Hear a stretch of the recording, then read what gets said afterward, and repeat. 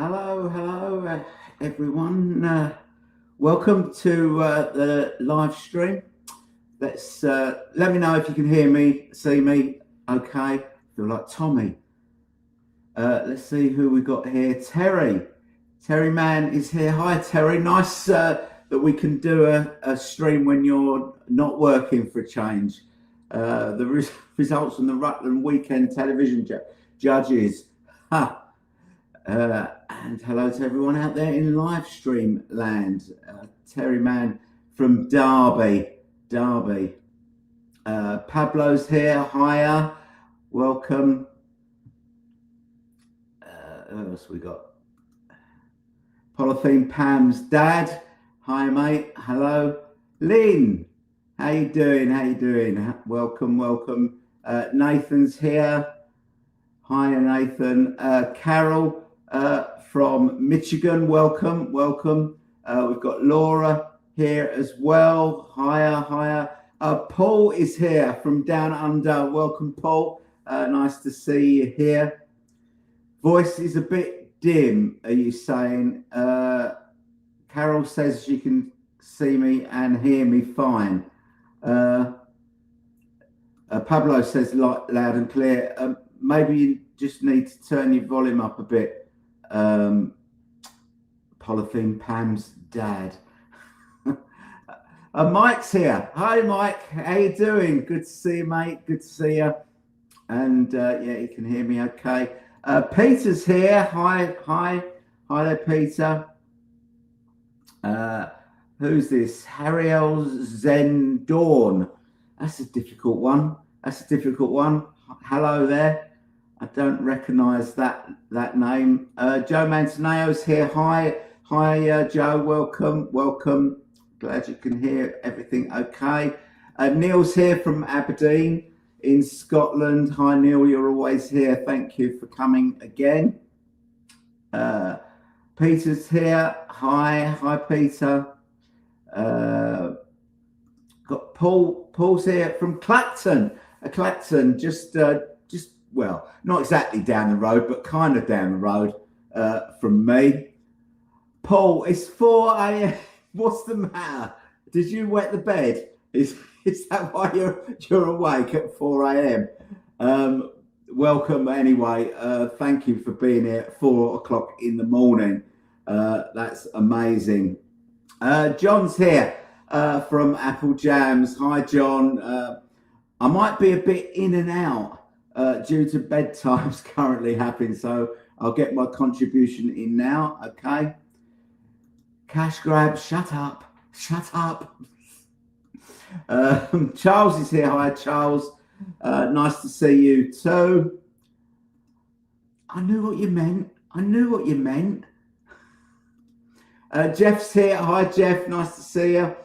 I hope you and MBT are doing well. Yeah, we are. MBT is away for the weekend, so I'm all on my own, having to fend for myself. Macca's here. Hi, Macca. Beetle Boy is here as well. Hi, everyone. Rory is here. Reactive Armor is here. Hi, Chris. What? My mic's not on. It is. I can see it. People are saying they can hear me. You're just winding me up, aren't you? You're winding me up. Hear you fine, but a little bit not the usual. What does that mean?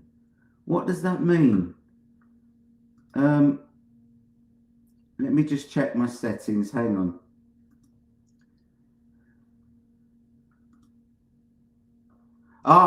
It's not my normal mic. That's why. Is that better? I did set it. Hi, Joe. Nice to see you. Greg's here from Florida. Is that better now? Your mic might be off tone. Oh, what's going on?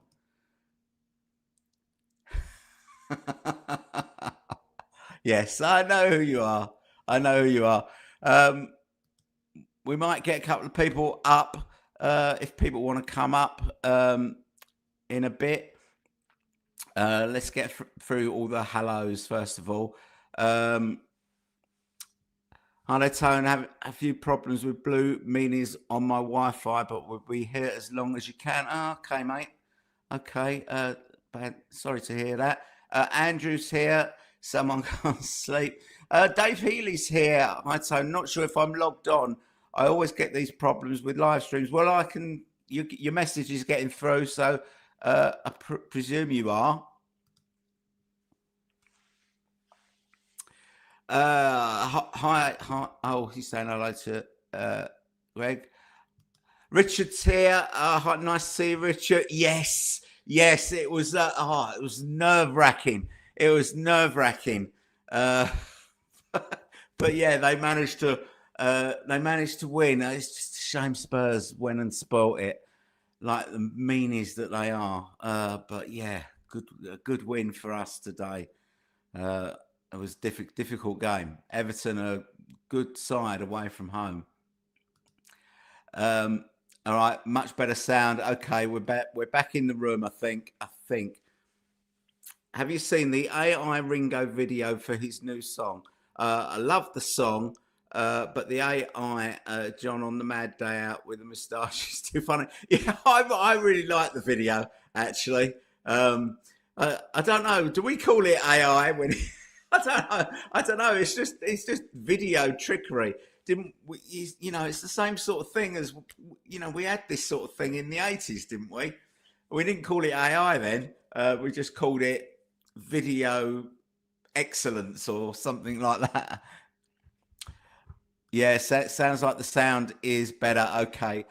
I say it for this mic here, but it seemed to have flipped back to the mic from my Mac, which is obviously not as good, but it seems to be okay now. Less echo now, a little quieter, so turned up the volume. Okay. Yeah, strong, clear sound. Okay. We seem to be good. Hi, Alf, from south of France. I'm the one dizzy with all. Yeah, I know. I recognise your name. From the comments. Welcome, Alf. Bonsoir to you. Okay, I can hear you, but I'm originally from London, so maybe that helps. Okay, yeah. I have a suspicion the new McCartney song comes out 5-1. 5-1. I have a suspicion that a new McCartney song comes out. Oh, 5-1. That's the odds, is it? Is that the odds? Okay. James is here. Hiya. You're fine. You just sound just like her. Okay. Andrew says, hi. I haven't got round to playing my first Japanese SHM disc, Tug of War, Paul McCartney, that arrived a couple of days ago. Okay. I am. Thank you. I hope you are too, James. James is saying hello to everyone else as well. Okay. Got TP for Angie from Texas, USA. Howdy, partner. Good to see you. Okay. I think Claypool Lennon Delirium album coming out 1st of May. Yes. Oh, 1st of May. Oh, yeah, of course it's in American. You're in American, right? 1st of May. Okay. Right. Okay. Can't wait to get a long road this weekend. 10 out of 10 for Ringo's new video. Yeah, it's great, isn't it? It is great. Mike says, dinner with Greedo, what does 5-1 equal in your world? Well, it means odds of 5-1. That's generally what it means over here. But yeah, I get it. May the 1st in American money. A Christian says, "Hello, Tone. Loving the new Ringo album. Yeah, I'm liking it. I'm liking it. I haven't, I haven't played it enough to judge it yet. But I'll be doing a review probably on Monday. Probably on Monday. But there you go. The suspense is waiting for your Ringo LP review." Video is killing me. It's gonna be fairly positive, I can tell you. But I'll be putting it together very soon. Lynn says, if I'm going to listen to Paul's 12-inch records, do I need to listen to all of the Press to Play remixes? Well, that's up to you. That's up to you. If you want to, then then do. I think you'll probably find them all on YouTube. I would have thought.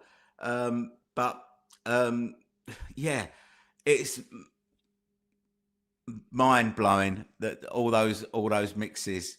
Have people watched that video?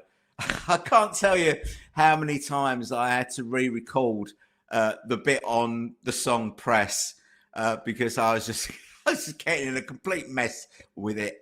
Even though I'd made notes, I was just saying them out loud wrong. Did you order the white LP from Amazon? Yes, I did. There was a promo where if you ordered, it would be included in drawing for one of the first to hear Paul's new album. Yeah, I mean, I ordered it before that came out, but I just got a WhatsApp message from Paul, and it was very chummy. It was, hi Tony, how do you fancy be one of the first people to listen to my new album? And so basically, all you had to do was just click the link in his WhatsApp message, and then you just went into the draw. I mean, the chances are slim, but the listening party in LA was in Andrew Watt's studio, so it was only like 30 people. I'm hoping in London they do it somewhere better, like Abbey Road would be brilliant. If it was in the Abbey Road studio, it was brilliant because you probably get maybe 100 people in there seated. So that would be good. But I mean, the chances of getting picked out of the hat are just so slim. But it would be fantastic, especially if Paul was there. That would be brilliant. That would be brilliant. But we'll have to wait and see. Carol says, where does John with the moustache show up in the Ringo video? I'm not sure. I've only watched it once, so I'm going to watch it again. But I can't really remember John with the moustache. It must be like Sergeant Peppery, I'm guessing. That sort of period, I suppose. Alf is saying, Lynn, don't make me suffer anymore. Alf's head was exploding with all the information about the Press remixes and all the different versions, and to add extra confusion to it. So in that video, I mentioned that there were 45,000 copies pressed with the Hugh Padgham mix of Press, which has got that guitar coda at the end, and it's got like real bass guitar on it, whereas on the remix it's kind of a keyboard bass. That version was supposed to be on the album originally, and then they decided that wasn't going to be the mix they were going to put out. It was going to be the remix was going to be on the album, so they scrapped them. But some did make it to market. Well, when I listened to my LP version of Press to Play, I've got that version. I've got that Hugh Padgham version with the guitar coda. And even though it says 4 minutes 41 on the sleeve, and it says that it's the remix done by Bert Bevan and Steve Forward, it's not. It's not. It says that on the sleeve, but that's not what it is. So, I think I've got one of those that have slipped through the net. I mean, I did buy it on release day back in 1986, but I didn't realise that until I did not like my research for that video. I didn't realise that. So there you go. So it makes it even more confusing. Tim says, hi, hi, Tim. Do you think there's a possibility we see a 40th anniversary of Press to Play this year? Nah, I don't. I don't think so. I don't think so. There's too much else going on in Paul's world, I think, because we've still got obviously we've got Dungeon Lane to come, and there's going to be a half-speed master of Speed of Sound. That's going to be coming out. I think that he's going to be touring as well. And, we've got, the archives are coming.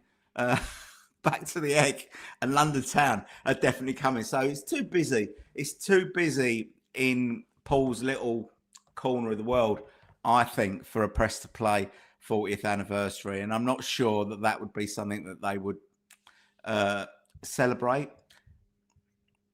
But there you go. Hi, buddy. Hi, Beatley Tone. I just got the CD and the purple vinyl. Yeah, same here. That's what I got. And I hope you're enjoying it. Sounds like you are.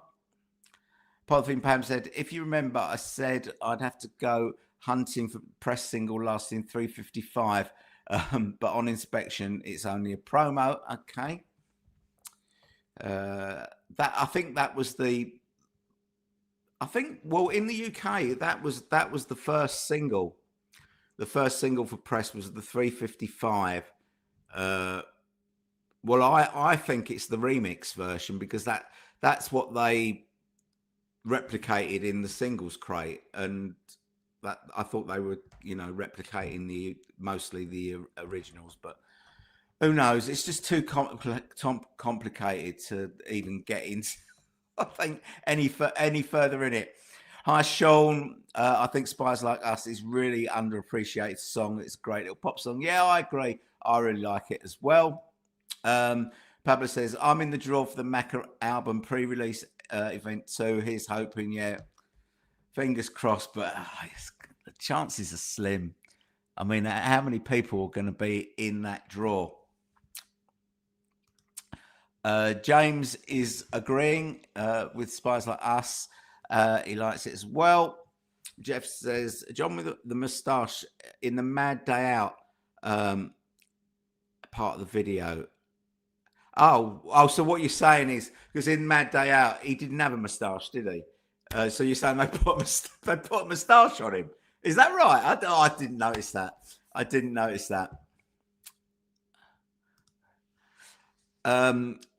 Looks like Ringo has hit on a winning formula.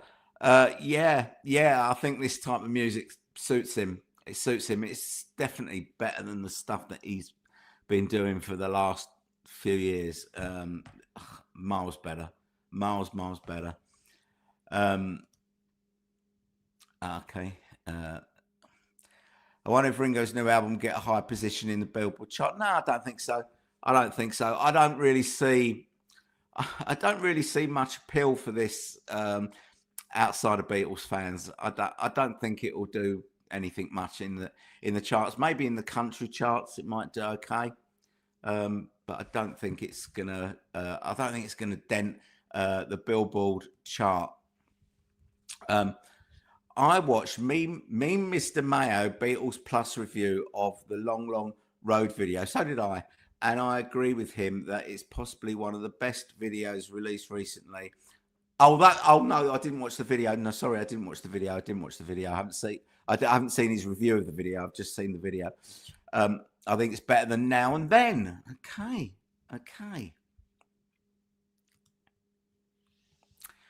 I'm sure. Excuse me. Just take a sip.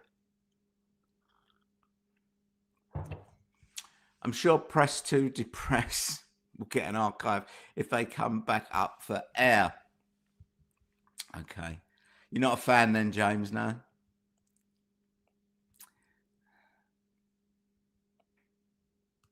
Dave says, A new Ringo album arrived less than an hour before this live stream began. I managed to get a listening before this. Sounds fine on initial spin. Yeah, it's so short, isn't it? You could have got it in twice, really.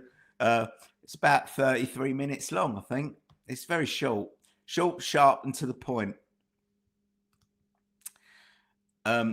I've enjoyed Booker Blues for many years. It was good country LP back in 1970. He still does country music, right? Yeah, I like a bit of country. I like a bit of country. I kind of like more modern country than traditional country. But I'm a big fan of Ryan Adams. I like him, and a few other people that do that sort of more. Well, I think they call it. Do they call it alt country these days? I think they call it that. Where are we? Okay. Oh, we've had that one.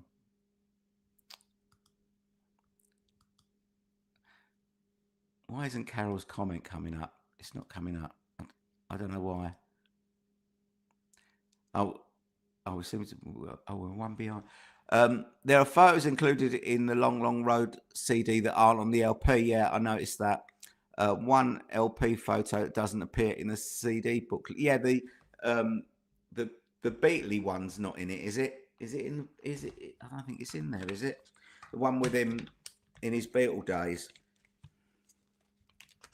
Oh God, I hate these bloody jewel case, these clips, bloody things.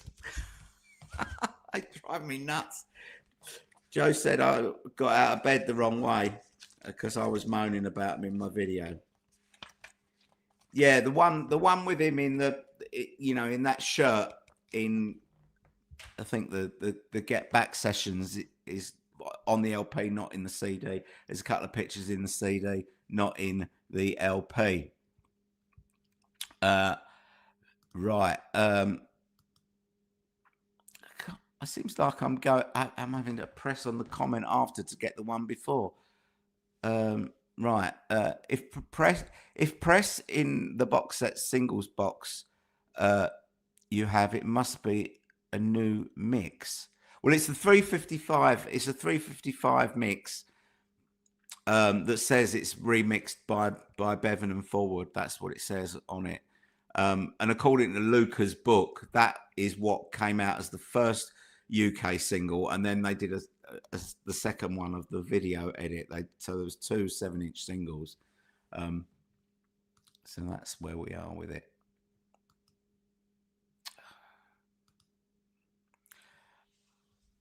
That's just a conversation.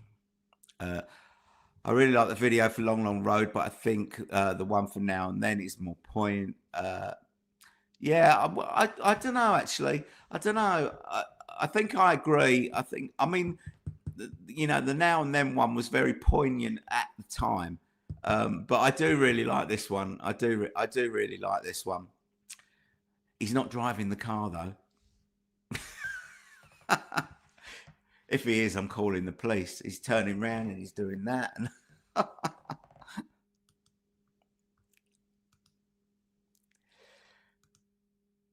Joe says, I wouldn't mind an expanded deluxe for press to stop. Oh, God. Okay.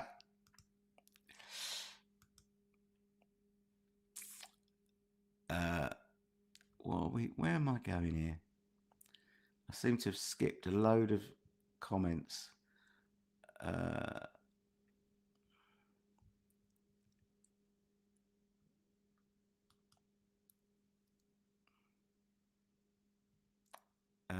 That's a comment. We've done Lynn. We've done Joe. We've done that. We don't need that. Ringo video is good, but it's no Fate of Ophelia by Taylor Swift. Press Itself is an amazing song, but no, it's my least favourite Paul album. Really? Oh, there's a few. I really like Press to Play as an album, and there's quite a few that I would rank below it. Sean says, Tone, thoughts on Paul thinking this would be his last album thoughts on Paul thinking this would be his last album and tailor his lyrics to reflect that? And if so, he could then go on to write for other artists, and if so, who? I don't know. I don't really see that as an option that he would want to go down, because if he's writing songs, I think he probably would want to record them himself. I don't know that this is the last album, because we know that, you know, that he recorded these 25 tracks. I'm wondering whether the other tracks are being held back for like another album, rather than a deluxe edition of this one that he's done before. I'm not sure. We'll have to wait and see. I don't think that I don't know if he's thinking of this as being his last album. But he's obviously in a reflective mood when he wrote these songs. But you know, this album's been in the offing for about 3 years, I think. So you know, I don't think he ever thinks of things as being, this is the last time he does this. You know, the same way I don't think he'll ever announce a farewell tour. He'll just stop touring when he's had enough, I think. Terry says, having listened to Ringo's albums some half a dozen times now, which is great, it's looking like both Ringo and Paul are taking a very nostalgic trip down memory lane. Can't wait to hear Dungeon Lane. Yeah, me too. Chris says, press to play archive could include a stripped down CD of those songs to erase the overlay 80s feel of the production. Some good songs on that album. There's loads of stuff. There's loads of unreleased songs from press to play, and the kind of, you know, the proposed return to Pepperland. There's lots of stuff. You know, they won't erase the 80s feel because that'll still be on any box set. They won't you know, get rid of that. I wouldn't have thought. But you know, the 80s are the 80s, and you know, I quite like the 80s, to be honest. And you know, I think that I don't think that album is suffers because of the production. I think that if anything, you know, the songs aren't as strong as, you know, on other albums, because Hugh Padgham, you know, has had amazing success with the Police and Genesis and Phil Collins and Peter Gabriel and others.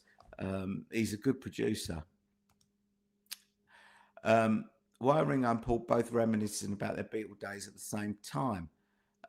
Well, Ringo has been reminiscing for about 20 or 30 years, has he not?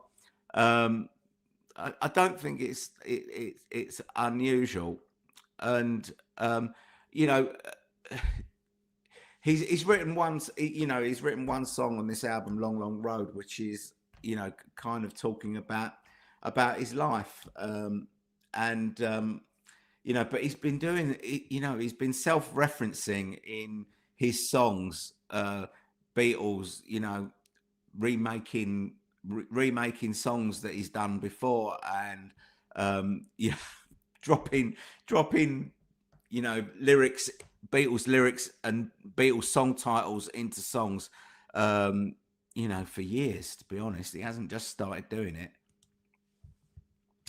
I was reading up on Peter Jackson. Not only does he have 14 hours of anthology footage, 8 hours of White Album footage, he also has hours of Magical Mystery Tour footage. He's going to be busy then, isn't he? He's going to be busy on top of the Star Club remixing. Which versions of Dungeon Lane are you getting? Oh, well, I did explain this on the last video that I did of it. So far, I've ordered the green vinyl, the white vinyl, the gatefold sleeve, which is a black vinyl, and the Third Man white label one. So those on LP, and the CD with the green typeface. So that's what I've ordered so far. I'm interested to see if there's any other ones. I might get a blue one if they bring out a blue one. I might, because they haven't yet, and they will. So I might get a blue one. We'll see. We'll see. I think I've got enough though, to be honest. And Mal Evans' family have given him all of Mal's 8mm footage. That is really interesting. That is it really interesting. I wonder what is being planned then. That is really interesting. I hadn't read that. It was a driverless car. Beep beep beep beep. Yeah, yeah. Hi Matthew. The Ringo video is directed by Barbara's daughter. Okay. What was quite nice in that video that it was that he included footage of Maureen on the seesaw. I did notice that. Did spot that. Okay. I've yet to hear Ringo's new album, but very much looking forward to it. Beetle Brad! Well, look who it is. It's Beetle Brad. Hello, mate. How you doing?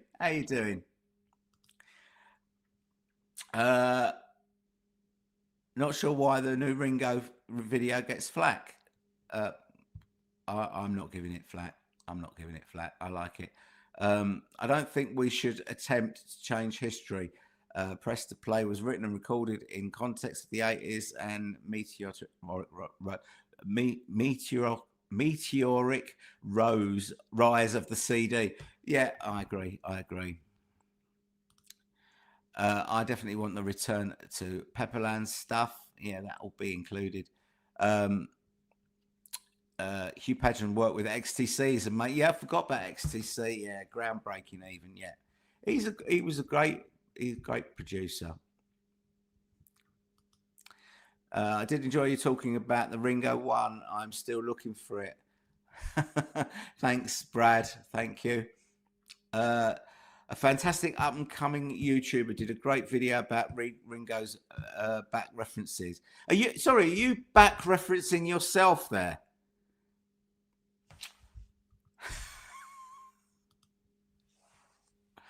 Hi, Tone. Did you apply to attend the London listening party on May the 5th? Yeah, I did. Yeah, I did. Fingers crossed. Chances are slim, I expect.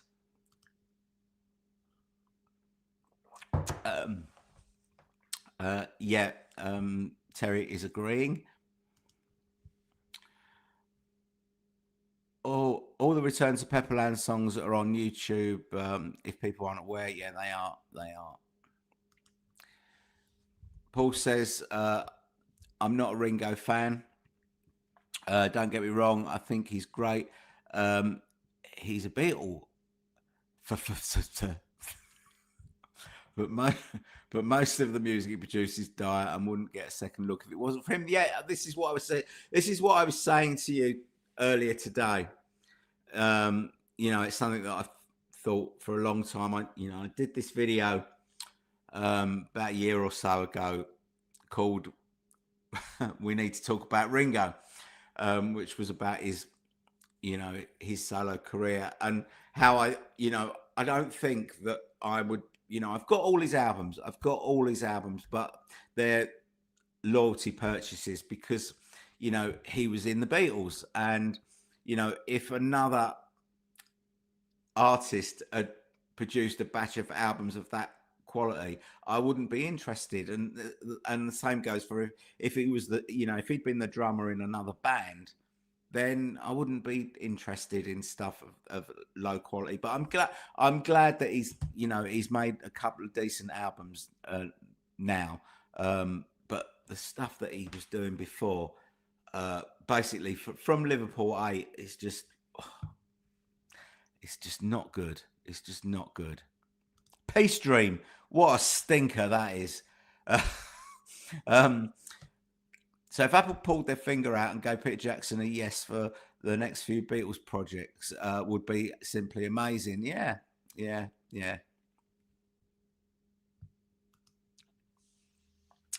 I've never seen Magical Mystery Tour movie yet. Just clips. Okay, you're in for a treat. You're in for a treat, Lynn. It's a bit of a mess. It's quite fun, but it's a bit of a mess. It's not like Help or Hard Day's Night. That's for sure. It's a bit of a freak out. But you should see it. You should watch it, and I hope you enjoy it. Joe is saying, Bar Greeter, do you want to come up, Joe? Let me know if you want to come up, and I'll send you the link. And you as well, Paul, because you can both bar to each other. Yeah. We can have a Beatles board reunion if you want to come up, you two guys. If I could see Paul duet with any artist, then Paul and Dylan would be an amazing partnership. And if Paul has always said he loves Dylan, who would you like to see him team up with? I don't know. I think that would be good, actually. It'd be interesting. It'd definitely be interesting. I don't know. I prefer Paul to do his collaborate. I prefer Paul to do his stuff on his own rather than his collaborations, because the collaborations that he's done have not been amazing, have they? Stevie Wonder, Ebony and Ivory. What's That You're Doing was quite good. Michael Jackson. Girl Is Mine is a bit of a stinker. So I prefer him to do stuff on his own, but Dylan would be good. Maybe something with the Stones would be fun. I think that would be fun. I don't know. I haven't really given it a lot of thought, to be absolutely honest. Don't attempt to change press to play story. No, it'll give me nightmares. But that said, I really love press to play. It was released the year I was 18 years old. Yeah, I love it too. Not sure why the new Ringo's getting flack. Has any video not got anything? Yeah, well, this is what I'm saying. But it is a bit odd. I didn't notice the Mad Day Out thing with a drawn on moustache. I didn't notice that in the video, but if it's there, that is a bit of a peculiar choice for video editing, I think. I'm not sure what that adds to anything, to be honest. Joe says maybe they will save the blue one for the deluxe edition of Dungeon Lane. Yeah, maybe. Greedo's just staring the pot. I'll be there. I'm gonna put a link.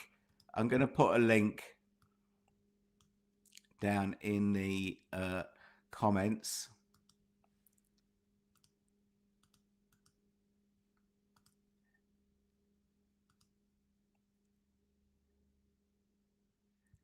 Hopefully that's appeared. So if if anyone does want to come up, just click on the link.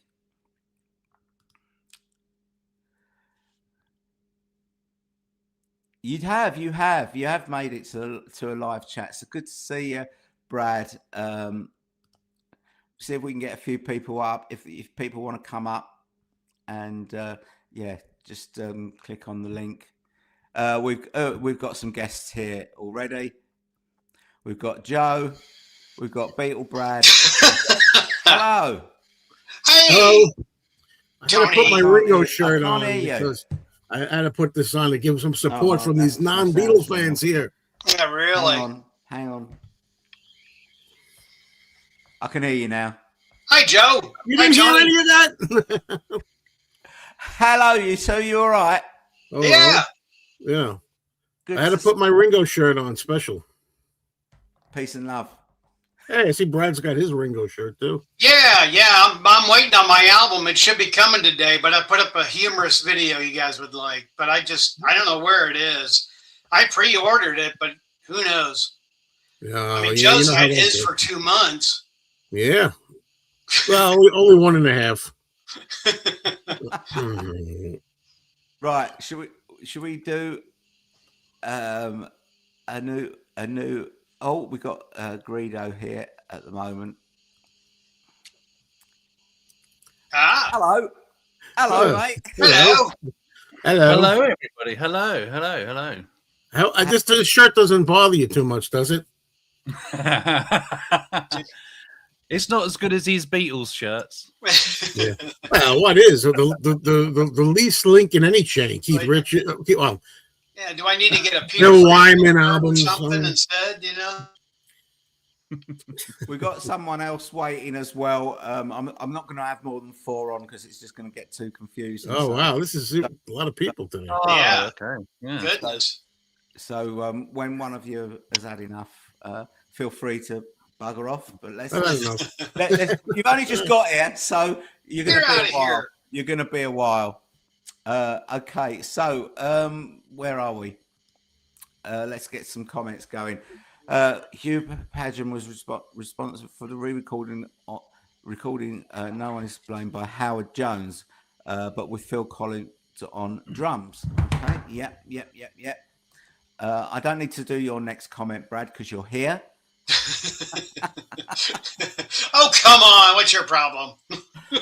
We've got Banterous Engines saying hello. And I don't need to do your comment either, Joe, because you're here.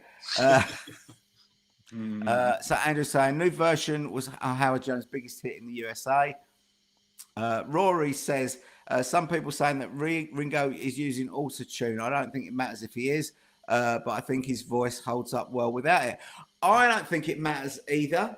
I'm not hearing any auto-tune on this album because I never hear it. You know, people always say that. Now, I guess I'm deaf when it comes to auto-tune in Ringo's case, anyway. But I'm okay with it. I don't think it's been that. No, I mean, there's a lot of artists, not only just Ringo. So, there's a lot of artists doing it. So, it's not that big a deal. It's not like a big shock, No, it's been common practice for about 10 years. Yeah. And I'm not hearing it because I'm hearing some frailties in Ringo's voice. Yes. In some places. Well, and if they were using auto-tune, they probably would have corrected that, right? Yeah. Did you spot anything, Paul? Oh, well, I mentioned in because you're a songwriter, right? I'm a songwriter and I can catch up on these sort of things. But no, I mentioned in my review, like in the past, especially on the Look Up album, you can really hear when they've pitched him up. It's like it's an unnatural. But on this album, I didn't really hear any of it. They must have been doing it. But like I use when I write songs, if I go a little bit out of tune, I use a program called Melodyne and just put it up a little bit. And you really can't tell that I've tuned myself. So I'm wondering if they just use a different way of doing it. And it sounds better on this album. Maybe. That was boring, wasn't it? Oh, that was a conversation killer. Yeah, thanks. I have great hopes that Peter Jackson will produce some new documentaries using a massive footage he has access to. He is a fan and will include as much as he can. Who's echoing? Sorry, my phone going off. Oh, okay. Sorry. Yeah, it would be good. It would be good. It does sound good. All this footage that seems to be emerging. Tony, let me ask you: if money was no object and you could buy any Beatles item or solo Beatles, either album or memorabilia, what would you get? Oh, I don't know. Well, I'm not really one for memorabilia. I don't really collect memorabilia. So it would be something musical. So I would go for if money was no object. We saw recently there was an auction and Beatles instruments were going for ridiculous amounts. I think Ringo's drum head with the Beatles logo on it. Oh, I think yeah. It was the one that he used on the Ed Sullivan show, the kit that he used on the Ed Sullivan show. I think it went for $2 million. Yeah, Irsay bought it. Who's the guy who's the Indianapolis Colts? Yes, that's right.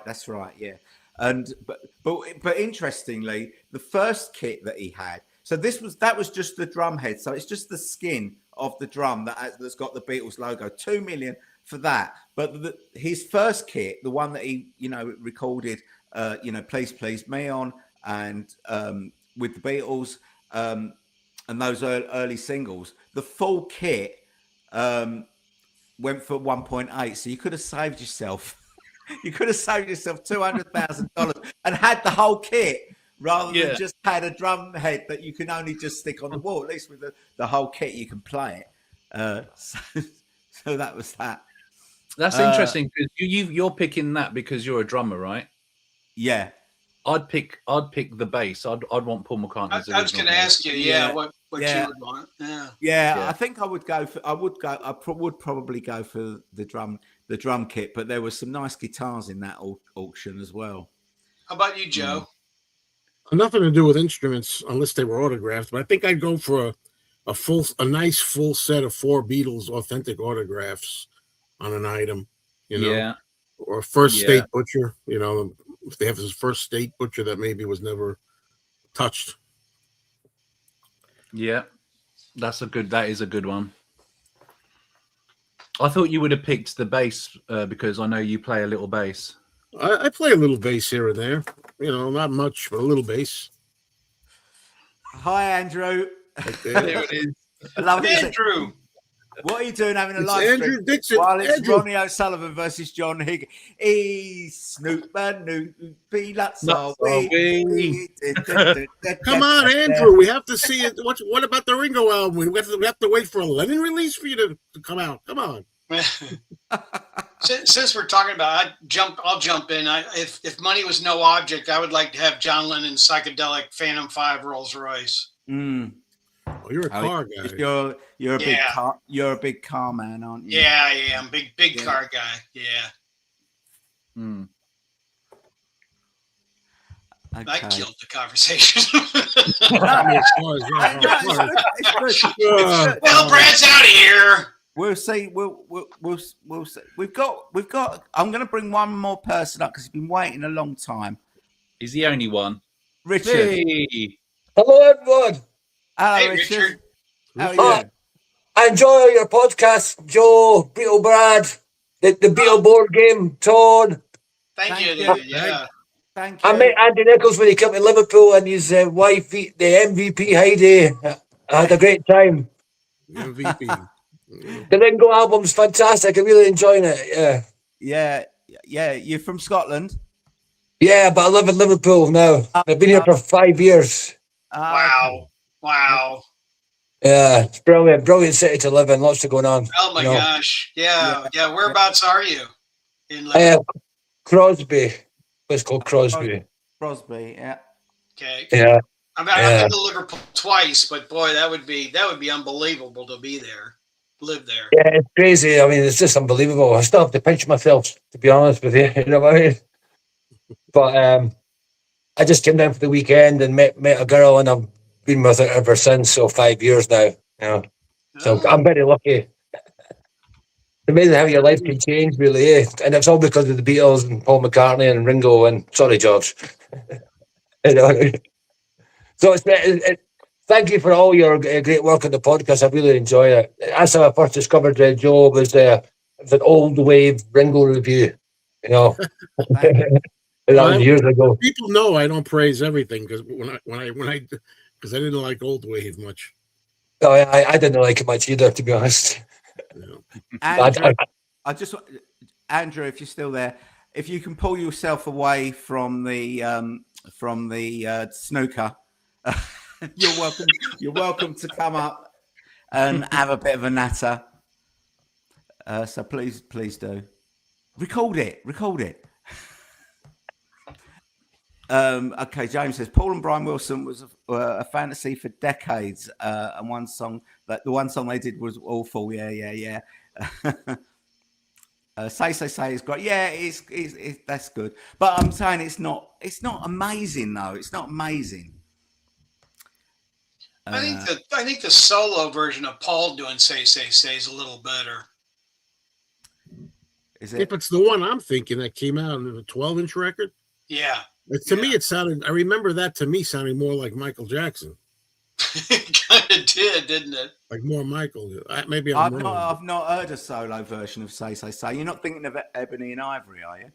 No. There was a solo version, but I remember it being. There is a Say one. It was a 12-inch, like Joe was saying. I've got it as well. Record Store Day, I think. Yeah, might have been. Maybe. Trying to think what it was. Matthew says, I love Paul playing all or most of the instruments. Is what I hope he'll keep doing for future recordings. Yeah, I like that as well. Is he supposed to be doing that on the new album? Yeah. He's playing almost everything on it. Why isn't this McCartney 4? That's what that's what I don't want to happen. Not that I don't like the McCartney albums, but I like it being a trilogy. McCartney 1, 2, 3, and that's it. I don't want a fourth one. It's because it's not McCartney 4 in the same way as Chaos and Creation isn't McCartney 4, because he played almost everything on that, but there's a few bits that he didn't. It's got orchestration on it as this album has. Andrew Watt, I think, plays some guitar on it as well. Even on McCartney 3, the track Sliding has the guys from the band on it, doesn't it? Actually, that's true. Yeah. Did McCartney produce McCartney 3? Is that the distinction here, that he's the one that produced it? Oh, I know the answer. Hold on. What? Hold on a minute. No. I love that bit. That's why I'm always You can't. Huh? Hey? I don't know what you usually say. Okay, huh? I don't like the cover of the new album though of Paul's. I think it was very what's happened quickly done. The new album of Paul's. I don't like the cover of it. He's had a lot of unimaginative album covers in the late. I don't mind it. I don't mind it too much, but I actually think a nicer album, if they could have done it, was that Google image search, the boy running across the road with. Yeah, that's the one I liked. I thought that would be a good album cover. That one, yeah. That would have been a good album cover. That. Yeah, me too. I think that too. I went to Dungeon Lane a few weeks ago. I was just going to ask you that very question. Have you been down there? Yes, I have been there. Yeah. Wow. But the sign is not there. Am I right? There's no signs there. No, it's very. When you go there, it's very underwhelming. It's not much. You know what I mean? It's very. Yeah, I think I saw a photo or something of it. Especially with Paul broadcasting it, I'm sure there's no sign there now. No, there's no signs at all. I don't think there were signs there anyway. I think I'm not quite sure, to be honest. But it's right on the estate, Speak Estate. It's not that far from George's house, really. It's right on the border of the Speak Estate. So once you come out to the estate, the airport's right there. You can walk from John Lennon Airport, maybe like 12-minute walk from John Lennon Airport to get to Dungeon Lane. Right. Oh wow. But he must have been able to walk right down by the shore. Now the airport must have expanded so that they've got a gate. You kind of go right down by the shore. When he's talking about in the song. Yeah. But it is quite far out from the city centre, but you can take a bus there. But it's going to take you like 35, 40 minutes from the city centre, It's nowhere near the city centre. But interesting, another landmark to see, Another off the Beatle book text. Yeah, that's true. I expect there's been a lot more people that have been down there in the last 3 or 4 weeks than have been there for about 50 years or something. Yeah, I know that Jackie Spencer was down there as well, So, stuff. And I went to Len Gary's funeral at the church in Woolton one of the quarrymen. Uh-huh. Oh wow. Yeah, I was at his funeral. I knew his daughter quite well, Ruth, and they had him Len singing. It was really quite emotional, you know. Mm. And I was sitting next to this girl, and she changed her name to Tracy Lennon. And I thought, well, you must know one of the quarrymen. She went, no, I'm just here, you know, like a fan. Okay. I've never came across someone who'd be a fan of something and go to someone's funeral, you know what I mean? Yeah. I actually knew Len and his daughter. Len was such a lovely guy, you know what I mean? So he always had a smile on his face, you know. It was very sad, actually. He had dementia, but he was a lovely man, you know what I mean? Yeah. Wow. You know, that picture, I'm going like that, you know what I mean? Mm. I saw him play at Strawberry Fields, but he was kind of in a wheelchair then, but still his voice was still fantastic, you know?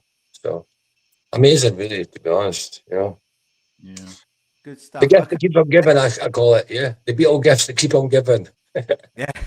Let's get on with some comments. Terry wants Paul and Neil Young. And Rory's saying, this is a star-studded stream of Beatles experts and fans. Where are the experts? No. Yeah. Which ones? Are they coming later? Yeah, I was gonna say Tony will be kicking these guys off, and we'll get the real professionals. Well, that reminds me. I really like that chicken song. Yeah, it was good. Yeah, I liked it as well. I had no idea it was going to be so much fun, and I like seeing Tone on the drums. You could have been in it, Joe. I know. I opted out. You were invited to be on it. You could have been in it. You didn't realize it was going to be a world changer, did you? No, I didn't. Tony, are you right-handed or left-handed as a drummer? I'm right-handed as a drummer. Ah, okay. Because see, I learned on a right-handed kit, and I'm a left-handed. Left-handed as a guitarist. Okay, see, I'm left-handed as a drummer. I'm right. I'm right-handed. I mean, I'm right. Ah, okay. Okay. Yeah. Jeff, have you heard the 511 version of Hey Jude that was on the US version of 20 Greatest Hits? I went in thinking it would be awful, and the edit makes the song better, in my opinion. Well, that's the thing. I mean, everyone complains about that version. I mean, you know, you can't really mess with perfection. I don't think it makes it better. No, you got to take a sad song and make it worse. What you're saying is you're saying by cutting it to 511, they took a sad song and made it better. Is that what you're saying? Well, I guess because shortening the na-na-na-nas, right? But I bought that album back in the day in 1982. I think I heard it once. You know, I never played that version again myself. I've never owned the 20 Greatest Hits. My favorite version of Hey Jude is the one that's on the Love album, because they include with the bass, different bass line. Yeah, that is good. And he plays that live, doesn't he? He does the different bass line live, doesn't he? He does. Well, he doesn't play it. Brian Ray plays bass on Hey Jude when they do it live. Yeah, well, it's interesting. Piano, but you know, sometimes when I'm listening to my radio in the car, an oldie station, whenever they play Hey Jude, you know, I've heard Hey Jude a zillion times, and when I hear it, there's something different about it. I'm like, I can't place it. I'm like, this is a different version. I don't know what this is, and I'm wondering if it's the Love version. Because I never play the Love version. All right. I haven't played it. The Love version. Sorry, I was just going to say the Love version has got that breakdown near the end where you hear the bass really coming. It's kind of got a riff. And when the Love album came out, I'm sure I remembered Giles Martin saying that when they did the remixing, they uncovered that Paul was playing this great bass line, and they did that breakdown so it would be, people could suddenly hear it. So I thought that he meant that it was in the original recording. So when I started listening to Hey Jude after that, I'm trying to listen for this bass riff, and it's just not there. It's just not there in the original. So it must have been from a different tape. Well, in that version, I'm sorry. Go ahead. I was just asking, is it not on the fade out? Just as it starts to fade out, it gets very, very quiet. I think it's there, isn't it? I don't know. I can't hear. Well, let me ask you, in this other version that you're talking about, Is there any different ad-libbing by Paul or something? Because there's this version that I hear different. You're used to all the things Paul's ad-libbing or saying at the end, and this version's different, and I don't know where it's from. I think the one you're talking about, Joe, is from Rock Band. You think you're playing the Rock Band one on the radio? There's a different Hey Jude version on the game and Rock Band. So yeah, there's a different one on that as opposed to the Love one as well. They play that on the radio though. Not the Rock Band one. No, I mean like here in America, the XM Beatles channel. I mean they've ruined Hey Jude. I'm tired of hearing Hey Jude. It's like top of the hour, and it's like, hey, it's Hey Jude time. It's funny. I never get tired of Let It Be for some reason, but Hey Jude. Nor do I. Hey Jude, I'll change the station because I'm just like XM's like, oh, it must be top of the hour because it's Hey Jude, you know. Yeah, and something also I change and come together and change. Yeah. I don't like come together. Should we have like a little Beatleboard moment? What song do you guys? What song are you guys like sick and tired of hearing? I know we just said Hey Jude, but for me, I think overrated. Sorry, I think Come Together is overrated. No, no, it's not. I think I'm tired of hearing it on the radio, but I don't think it's overrated. It's two different things. You know what? I don't ever listen to the radio for Beatles. I don't listen to a Beatles station. Why would I? I've got everything on my phone. I play it in the car, play it on my computer, play it on my telly, play it on my hi-fi. I don't listen to the Beatles on the radio. I just don't. No, I mean I don't listen either. I'm saying when I listen to the regular oldies stations and they come on, and it's always the same handful of tracks. Yeah, but I'm really thinking I really find any overrated Beatles songs in my mind. I find a lot of underrated ones, but I don't think I can. I think of any that are overrated, overplayed, sure, but overrated. Not as good as they think. I just find Come Together quite boring, and I Yeah. I mean, don't get me wrong, that bass line is iconic. I get that. Oh yeah. But honestly, I very rarely listen to it. I put Abbey Road on, and I start. Is it Something? It's the second song. I start there. Oh, that's sacrilege! Come on. I'm starting to get a little tired of Twist and Shout. I mean, that seemed to be one that pops up a lot. I'm starting to get fed up with it as well because we play it in the band, and we've been playing it for about a year now. Oh boy! As our last song before the encore. I mean, I could name a bunch. I'm getting fed up with it now. I mean, Yesterday, Michelle. These are ones I hear on a lot come on my oldie station. Yeah, I think I'd never get tired of hearing Yesterday. It's probably just a brilliant song. It's just amazing. I'd never get tired of Let It Be or Yesterday. Just for me, just timeless, I suppose. But I understand what you're saying about Come Together, but you are going to get fatigue in certain ones because you hear them all the time. But that's what it is, fatigue. I mean, if I don't listen, I don't hear Yesterday for a year or something, and then I play the album and it's on there, then I love it again. I love it. I just get fatigued. Yeah, I shouldn't have said overrated. I think before I heard Come Together, you hear about how amazing it is, and then when I actually listened to it, I kind of went, yeah, it's okay. Yeah, it's nothing. It's not special for me. Well, the Come Together words, the gobbledygook words, the drum thing that Ringo's doing.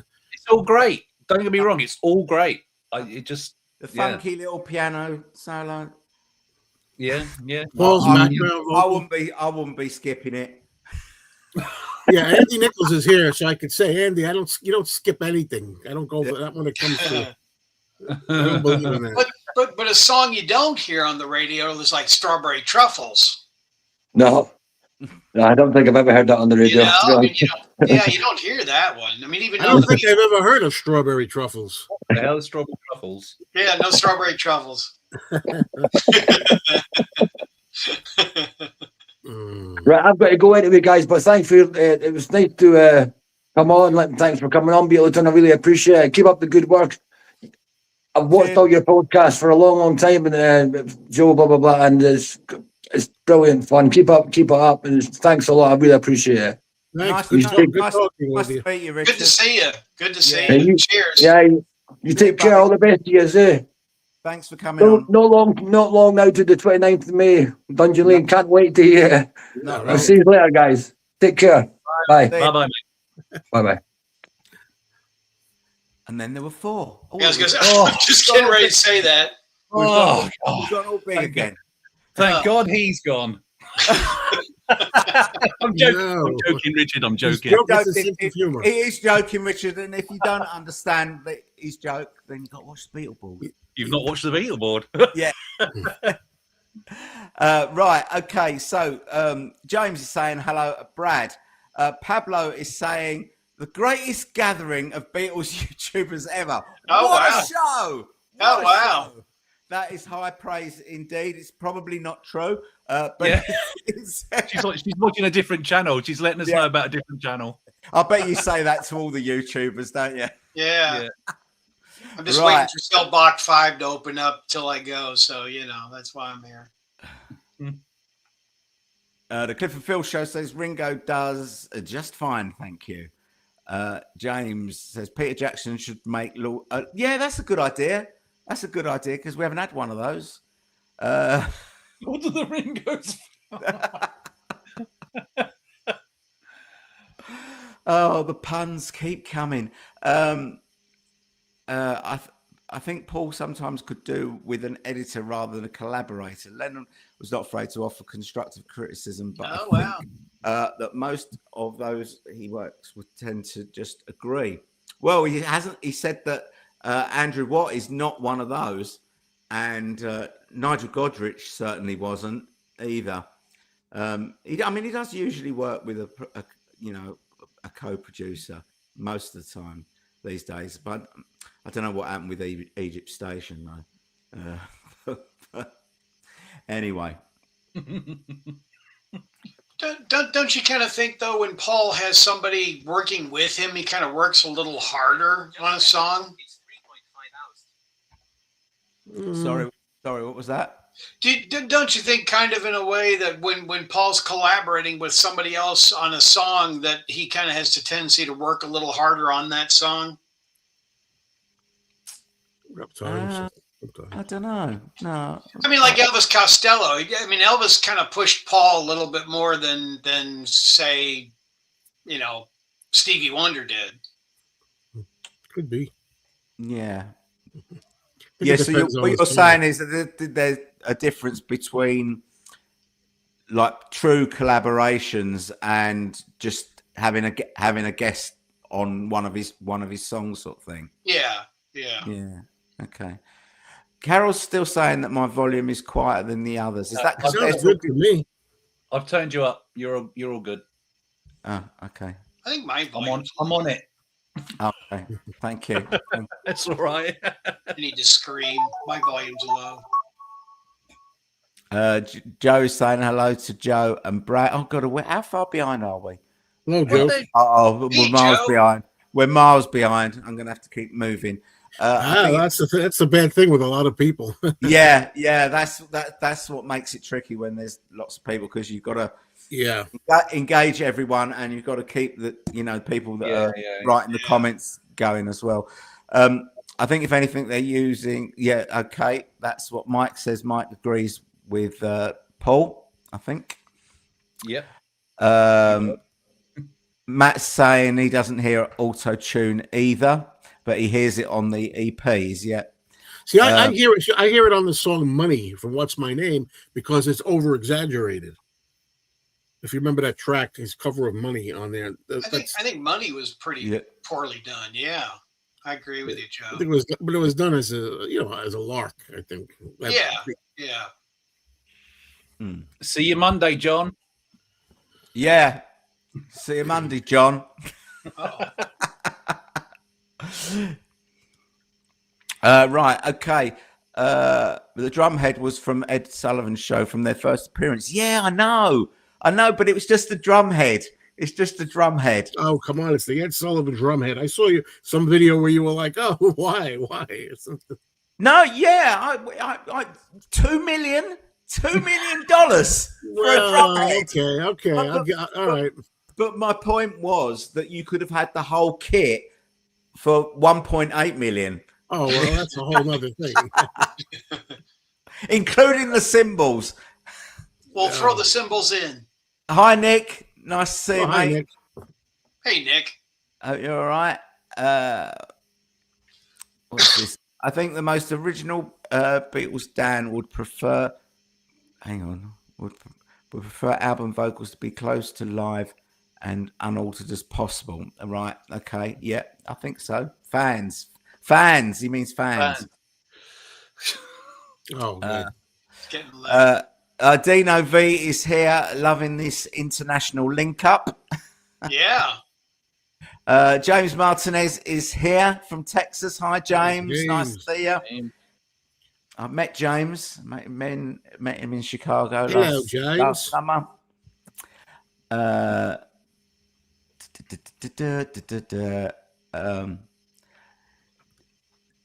Charles has got a gag. Well, I wouldn't want to stay with it. I'm out the way. But by the way, guys, that's my constructive criticism. I got to do it while we're here. It's the only constructive criticism. I love the Beatle board. But there's this thing with the mime, okay? Yeah. What about it? If you're going to do the whole song till they get it, and if you're going to do, say, What Goes On, for example, you're going to go like. Yeah. Eventually, you're gonna get it. Heart, mind. Well, they don't always get it, but what you've also got to remember, Joe, is that the show is supposed to be entertainment, and it's much funnier if we're animating the words. It makes it is funnier. I'll give you that. It does make it funny because then we can make complete idiots of ourselves, and and it's fun. Well, you're making an idiot of yourself. I'm doing it quite seriously. Yeah. That's great. Right, Brad? Have you watched the Beetleborgs yet? He hasn't. I saw it, but I didn't like it. Didn't like it. That's what you. It was all right. It's not bad. You got to put aside 45, 50 minutes. Yeah, they're quite long. That's the only thing, Watch episode 6. If you still don't like it after that, then fair enough. I enjoy it.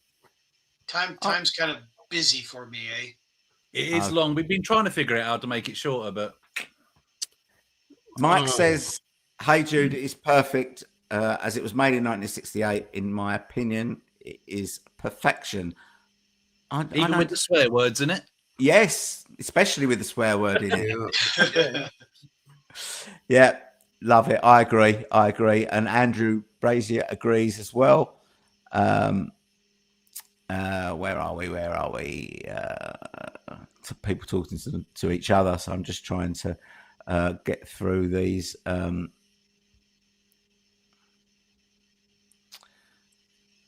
have we got here? One Beatles song that makes me want to poke myself in the eyes. Dizzy Miss Lizzy. Oh yeah. But I don't think that it's not overrated, which I think was what the question was. I've said this before. Growing up, I loved Dizzy Miss Lizzy. Yeah. Not screaming like that, the rocker. And then people have been complaining about it so much since I've had a video channel that now they got me thinking about it. Yeah.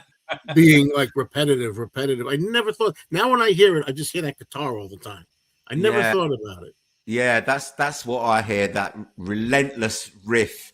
But I was the same. I used to, when I first heard, when I was a kid, I used to love it. But now it's oh my god.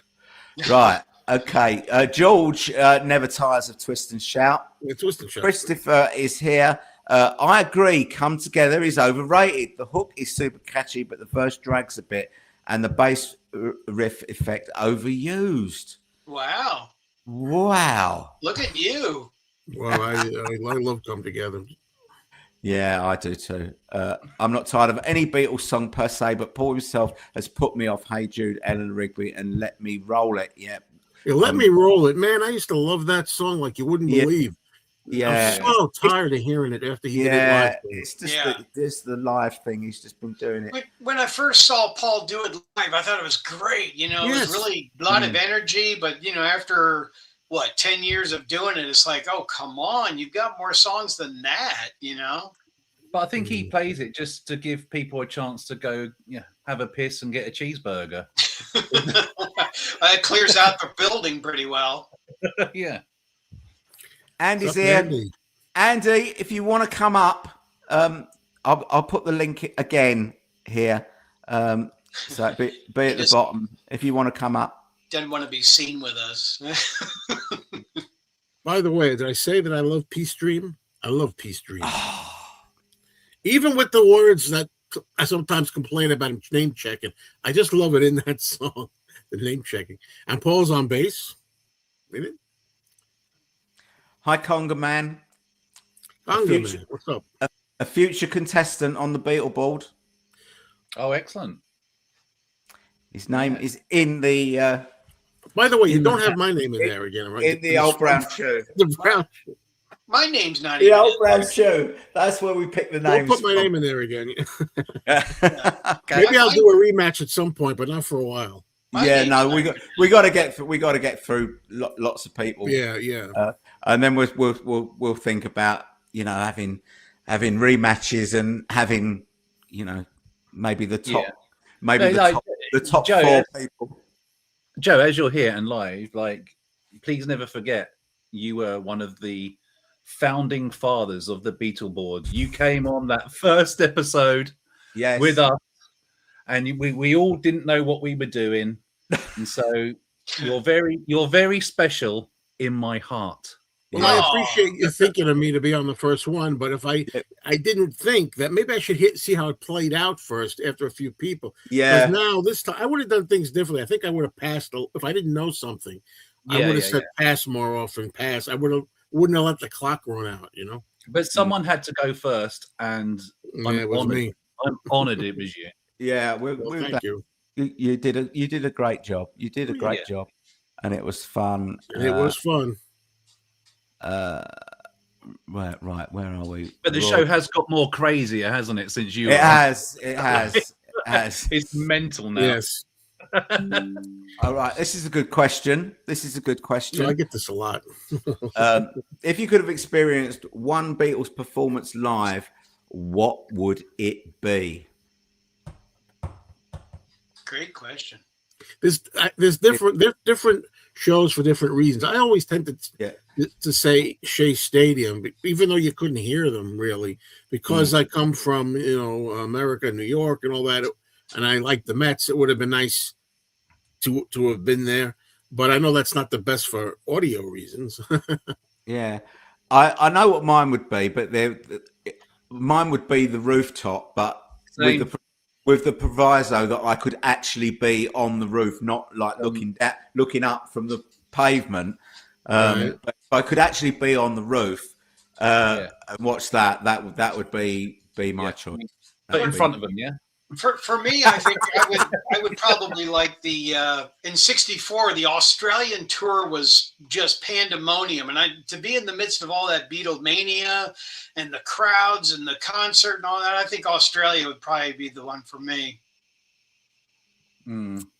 Yeah, I think all the screaming on the American tours would have just done my nut in. I'd be like, can everyone just calm down? I'm trying to listen. Now just shut up and eat your popcorn. Yeah, shut up. Right. Well, where are we? Andy is here from Scotland. Beatles fatigue. It's all great, but I don't listen 24/7 either. Yeah, that's true. I can't do that. Absolutely, yeah. I'm about 23 hours. I go months without it. I mean, I listen to solo music. I've lost my way. Oh, there we are. My wife will say, I'm tired of listening to Beatles. Can we listen to something else? I said, yeah, how about solo Beatles? Yeah, right. Yeah. Andy said Richard, who was just on, is a great guy, hung with him at the Cavern pub in Liverpool. Wow. That is the first time I met him. He was a nice guy. Yeah. Yeah, he was a nice guy. Terry says, I think I would have loved to have seen him at Shea in 65. Romoga says, I love the Beatle Ball game. Who's the next contestant? We can't tell you. You have to tune in. But I'll give you a clue. He has been in the chat. This evening. Yeah. So, so we are recording the next episode on Monday. Yeah. I said to him, see you Monday if you really want to know. Do you know Barbara Bach was in the audience of the Shea Stadium concert? She admitted that. Admitted. I don't mean admitted. She said that. Yeah. Yeah. I thought that was kind of neat, Barbara Bach, I think she said her sister was more of a fan at the time, and she. Yeah. Catherine. Not funny. No. You ever hear? I do that great joke when in 1981 when Ringo was on the Phil Donahue show with Barbara, the audience were asking questions. One of them said, "Barbara, are you any relation to Catherine Bach?" And she says no, but she gets my fan mail and I get hers. And then Ringo says, "That's 2 letters each."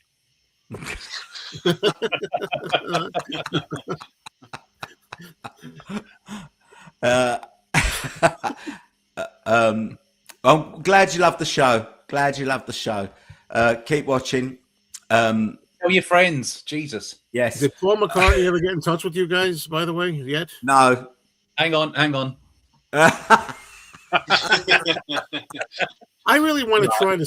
Can I try to stump Paul? I'm going to think of like I want to try to stump Paul because I know you're the biggest Beatle expert. Yeah. Can I ask you a question? I mean, if you want to. I mean, it's really not going to bother me, but go for it. Yeah. All right. Give it your best shot. The hardest question you could think of, Joe. I have off the top of my head. Do you know the first name? And this is for Paul. If he doesn't know it by any chance, which is not going to happen, anybody else could guess it. The first name of his brother, of Brian Epstein's brother, I should say. Do you know his brother's name? Is that your hard question? Yeah. What happened? Oh my gosh! Geez, he's gone. Wait a minute. Do either one of you guys know it? Then he's gone. I do. Yeah, I know his brother's name. I was gonna say this is how you eliminate people off of the. No, so I wanted you to do. Huh? It's my favourite bit of the show. Not that you're doing that, but when you come back and you say, that's the thing. If you don't, I think you don't know it. You don't. I think that's why you disappear because you don't know it. And then how dare you? Yeah. So Brian Epstein's, you go and do it. Go do. Well, yeah. I want to answer the question. Yeah. If you seriously want me to answer the question. Do. Okay, so Brian Epstein's brother. First name you want, or do you want the middle name, or do you want it all? The first name is enough. First enough? Okay. His name is Sorry, guys. One second. Sorry. Here we go again. Here we go again. Time to Google. So, all right, you guys. So Brian Epstein's brother, his name was Clive. Correct. He'll come back. Well done, Tony. Correct. Yeah. Well done. I have to come up with a name that at least I thought Tony would know. You go back in red. What's it going to be? What's it going to be? He's not even in the room now. He can't hear. Did you see the outtake at the end of the last episode of the Beatles? No, I didn't stay for that. You should have done. You see, because then it would have all been revealed. Because the question that Bob, who was the contestant, brought to the show was who was the first musician chronologically to play outside musician to play on a Beatles record after 1962. So wait a minute. I knew I didn't. I got it wrong, but you got it right, Tom. Yeah, well, I knew which song it was, and I knew what instrument it was. I couldn't remember the bloke's name, But when he came back, that's bloody disgusting. That's back. disgusting. Why is it pulsating? It stinks. Sorry, guys. Paul's All back. Paul's back. He's got his answer now. yeah, Sorry, guys. Clive. Yeah. Clive? Right. Yeah. So in the show when he came back after when we were recording it, and he and this is in the outtakes. So it's very funny, but he comes back and he says yeah, it was I forget his name now. What was his name? Something Jones, wasn't it? Scott. Tom Scott, not Tom Scott, something Scott. It was the flute. And I went, yeah, but what song was it? I knew that he hadn't remembered what song it was, and he didn't. You bastard! No, I forgot what song it was, and that's the outtake at the end. It's very funny. But it is a great. It's much better. It's much funnier than how I've just described it. Because I must have watched during the actual show. You did it, right? Yeah. It was and I'm thinking to myself, I'm really trying to think, and you don't always remember everything at the time you need it. And I'm thinking Eleanor Rigby, I'm thinking like other instruments, and I couldn't get it. Then you said we got to Hide Your Love Away, and I said, oh, that's right. I didn't. Clive Epstein, when Thingy died, when Brian died, took over NEMS. So yeah, and of course his mom's name, Brian's mom's name, right? First name. Huh? What? Old Queenie. I'm not going Queenie. again. Queenie. Right. Okay. Let's move on. Yeah. Okay. So the. Sorry, I missed this. I didn't. I had this. I had one. It should be picked up by a TV channel like Popmaster. Wow. Yeah. Thank you. Thanks very much. Thank you. Nice. Right. What do you think the things I'm Paul McCartney's new album? Hang on. The Boys Dungeon Lane will be that he's never done. What are the things that he has done in this album that he's never done before? I don't know. I'm trying to think of a cute answer for that. I can't think of one. Yeah, I don't know. Yeah, well, he's gonna. Well, by the sounds of it, he's gonna have more reminiscent songs than ever before. Well, yeah. I don't think they all are, though. I don't think they're all. I don't think they all will be. They're all sort of nostalgic, look backs, reflective songs. I think they're. Yeah, I've heard somewhere it's not a concept. I was thinking of the word. Concept album. Not a concept album. We thought it might be, but apparently not. Okay. I don't really know. I've no idea what he has in store for us. I know what he's going to do that he's never done before. We're going to have a green with pink spot vinyl. That's what we're going to get. Oh wow! There you go. Mike Walljasper is here. Hi, Mike. Great show, everyone. Thank you.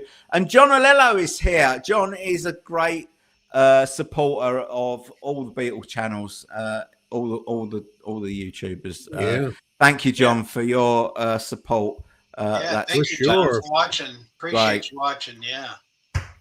Thank you. Well done. Late to Beauty says, love the Beatle board. Thank you. 4D Man is here. Ringo driving in New York City in the video. They could have had Lennon on the sidewalk wave to him in passing. Missed a trick there, unless the Lennon estate would have had something to say. Well, I did notice that the credits at the end, there was thanks to Sean Lennon.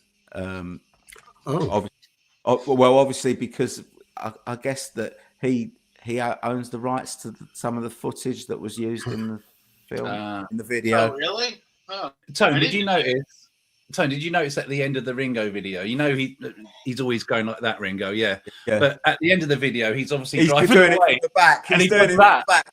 Yeah. And in this country, that is that's what he's doing. Oh. That means F off over here. Yeah, that means. I've seen Jordan do that before. It's like as he's going, it's like F. Yeah, because he's the. Yeah. Okay. Right. What about the snare drum, the lone snare drum at the end of the last song? Yeah, that's on very the interesting. album. Joe mentions that, in his video. Yeah, go. Yeah, I Joe. mentioned. I neglected to mention it, unfortunately, in my review of the album, which I should have. But in the video the video of the video. Yeah. I better make a note. Yeah, that's one thing about waiting. If you wait long enough, there's a Yeah. lot of things that you can get. Like, I'm watching the Ringo video, and at the end, it had the credits at the end, and it said director, and it said Francesca. I forget the last name. And I'm saying, now I know I've heard in many interviews that Barbara Bach's daughter's name is Francesca. So I'm thinking to myself when I'm watching the video, I'm thinking, I wonder if that's Barbara's daughter. I'm going to make a mention of that. And then I didn't bother looking it up because she had a different name now. So I'm like, I could have Googled it. I didn't. So I made the video, didn't bother mentioning it. And then sure enough, after the video, I look and I'm like, oh yeah, that is it's Francesca Gorgliaro. I forget her name. Is that Barbara Bach's daughter? And sure enough, it came up. Yes, it is. Wow. Why not do that before you shoot the video? So you can include it in the video. Yeah. I'll just make a note. Mention all the things in video that Joe forgot. Exactly. It's sometimes hard to remember all this stuff. You It is. You get It jostled, and It is. And what's the worst thing is when I like record a passage because I'm doing it because I've had to re-record it because I forgot to say something. I record the passage and then I play it back and then I realise that I've forgotten something in the new version that I had in the old version. Yeah. I've got to do it again. You ever put an insert in there? I did that. Like, before if you catch it before you upload it, I go, oh, I forgot something. Then I put the camera up, put my other shirt on that I just had on or whatever. And then I go, try to match the right where the camera was. And just say yes, and also blah, blah, blah, blah, for like 10 seconds. In my Ringo album review, which I just did, I did it all in one take, which I've never done before. But I was so worried about it, I completely forgot to mention T-Bone Burnett. Is it? Yeah, I didn't mention him at all. No. And he's like one of the big things on the album. I watched yours too, and I didn't notice that. What I did notice, you said I got a kick out of it. I think you said, I'm paraphrasing here, but you said, and they have Molly Tuttle and Billy Strings on this, who I don't believe I've heard of before. But then later you say you have heard. Look up. Yeah. It's fair to say I'm very forgetful. it's kind of easy to do. Yeah. Yeah, it's very easy.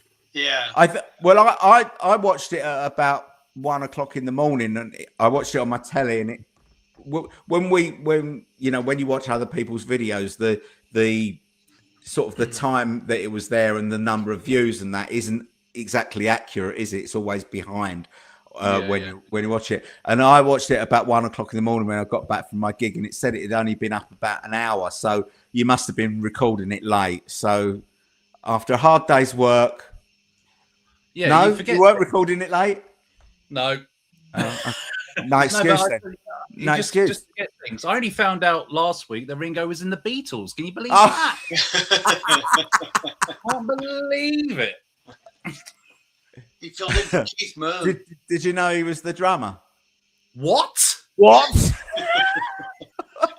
are the, since you're a drummer, I don't know anything about musicianship. That's the thing. I don't know how to speak in musical terms, but the drumming that he does when he's like, that hesitation kind of thing that he always does. How come I don't hear that in Beatles songs? It makes me wonder if Bernard Purdie really did play drums on all the Beatles, because the way he drums, I don't know what you call it. This style, like a little delay thing. Well, when you're doing a fill, you've got so many beats to get round the kit.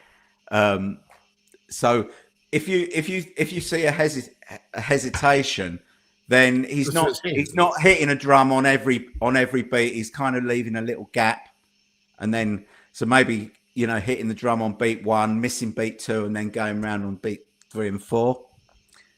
Doesn't he do this thing where he like? Again, I'm talking out of my ass because I don't know anything about when he's like playing the cymbal. Like he'll just play like cymbal, I can't think of an example, but he does that a lot. And I like when he does that, whatever it is I think he's doing. Yeah. I don't hear a lot of that in the Beatles songs. I don't know. That's a ride cymbal that you're talking about. And are you talking about the certain sound that he gets from that cymbal? Yeah, it's like he's hitting what's called the bell of the cymbal. So cymbal, cymbal is pretty much flat like that, but it's got like a bell there, right there at the top, and he's hitting that with the drumstick. That's what makes that sound. Yeah, I like that. But a lot of the drumming I hear him, like I said, on solo albums, especially more recent albums, I don't hear because he's older. But it doesn't sound like the same guy on the Beatles to me. The Beatles albums to me sounds different to me. And you get a much higher pitch in that part that Joe's talking about. He's talking about. It's a higher pitch and cleaner as well. Because it's not the whole cymbal that's vibrating; it's just one part, and it doesn't. I think with Ringo being left-handed, that because I'm a left-handed drummer as well, and that drumstick with the left hand has a tendency to be a little bit more stronger when it's hitting that cymbal too. Yeah, but maybe normally when he's on that ride cymbal, he's playing. He would be playing it with. Yeah, he would playing it. He'd be playing it with his right hand actually. Yeah. On the because he would be hitting the snare with his left. Because he plays right-handed. If he was a proper left-handed drummer like Phil Collins, he'd play it the other way round. Yeah. So So could it sound different because he's an 80-plus-year-old man? Yeah, and he's not hitting as hard as he used to. Yeah. Well, it could be. But I think his drumming on this new record is fantastic. Yeah, it's really good. Yeah. He's doing some interesting stuff that I've not heard him do that often. Actually, he's doing quite a bit with ghost notes and stuff like that. It's good. It's good. Anyway, nice chatting with you all, but we need to get back to the comments. Yeah, I'm sorry. Yeah. That's the thing. You got to remember. Right. Okay. Annie doesn't understand why people don't like Dizzy Miss Lizzie.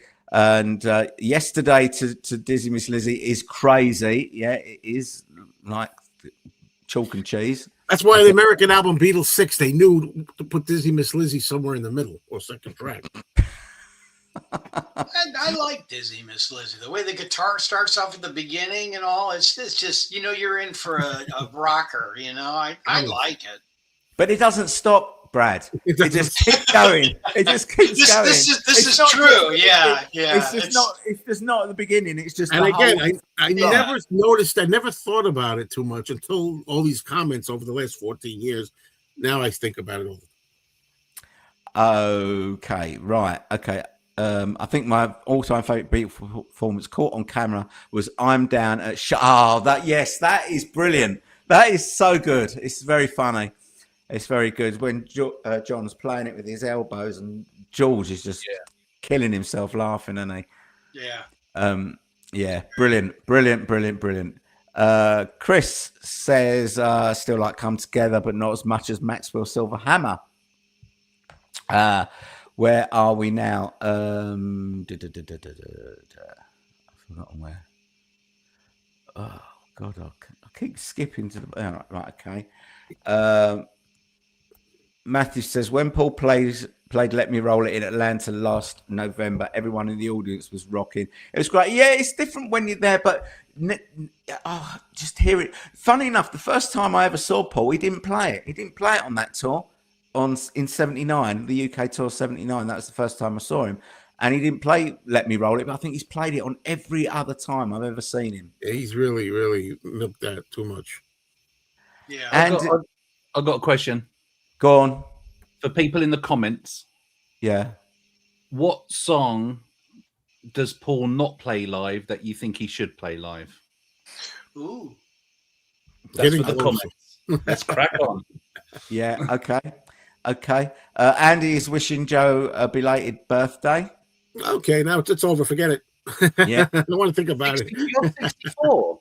Paul, can I click out and comment and then come back? Yeah. Are you 64, Joe? Sure. You don't look 64. Yeah. Thanks. 64. No, you color it a little bit, but no, seriously. No, you look about 63.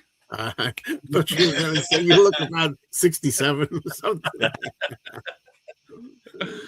Yeah, 1967. Right. Wow. Right. Okay. Oh, jumping on the Apple roof. Yeah. Yeah. I don't listen to Beatles 24/7 either. I also listen to Wings. I listen to Wings more than the Beatles these days. Yeah, I did used to listen to solo more than the Beatles, but I mix it up now, and I Yeah. you know, I've got tons of records. I listen to loads of other stuff as well. Yeah. Right, where are we? George says, I don't consider myself a Beatles fan like you guys, but I listen to the Beatles 3 or 4 times a week. But what makes you different? You know, Yeah. we're all Beatles fans. There's, you know, The four of us are all in therapy too, so for Beatles Yeah. stuff, you know. it's- We're waiting for our therapist to come on now. yeah, that's right. Yeah. This is the waiting room. Yeah. it's going to be blokes in white coats carrying this off soon. Right. Matthew wants to be at the Stowe School concert.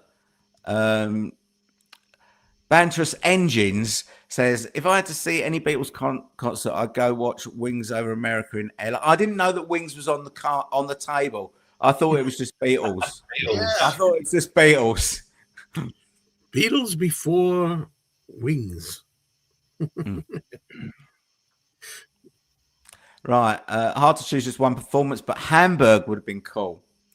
John said it was their best quality play. John said all kinds of things and changed. Yeah. So it was better without Ringo when Pete was on the drums? Come on. Yeah. I think it's funny how Ringo and George couldn't remember doing Shay a second. Yeah, and you know, that's why, here I go. When people say, oh, the Beatles are the ones that have to give you the history, they know because they were there. The Beatles get their own history wrong many times. In recent interviews, Ringo's saying he did his country album, Bukus of Blues, in 72. It wasn't in 72, it was in 70. But, you know, little things like that. Yeah. I mean, you know, they're old men now, and you know, their memories aren't what they used to be. Well, it's like the Beatles anthology. I mean, they practically gave Paul a script because he kept messing stuff up. I mean, I've got outtakes of the anthology, and it's hilarious. I mean, Paul's like, we did this, and and he's totally got the years wrong completely. Mm. Yeah. Right. All these following people got Clive. Andy. Yeah, it's too late. Mike Walljasper. I told you it wasn't a hard question. It was just those two, actually. Yeah. It's those two. Right. Conga Man thinks Long Road is a bit weaker album than Look Up. I agree. Yeah, I haven't made my mind up yet, you know. Well, Matt, sorry, Joshua. Well, I was just going to say, I played Look Up last week in preparation for the new album, and it lost a little bit of its shine for me. I have to say, it had. Really? It had in this year that's gone by. But so I'm going to listen to it again before I do my review. I'm going to use a line from Matthew Turnage, who gave it how I feel about it. It's a good way he put it. He said to him and to me too, the Look Up is like the Ringo album from '73. I like it like that much. And then they try to repeat it with the same kind of formula for this new album, and it's like Goodnight Vienna. Goodnight Vienna. I've actually written that down as something to say in my video, because I thought the same thing, because they've used the same lineup, hoping to repeat the success of that, and is it gonna work or is it gonna fail? That was going to be my kind of intro to the video. Right, okay, where are we? Mike says he's got to run. Thanks, Mike, for being here. Had a blast. Lovely way to spend an afternoon. I'm off to the studio. Have a good time if you're still here. James Byers got Clive.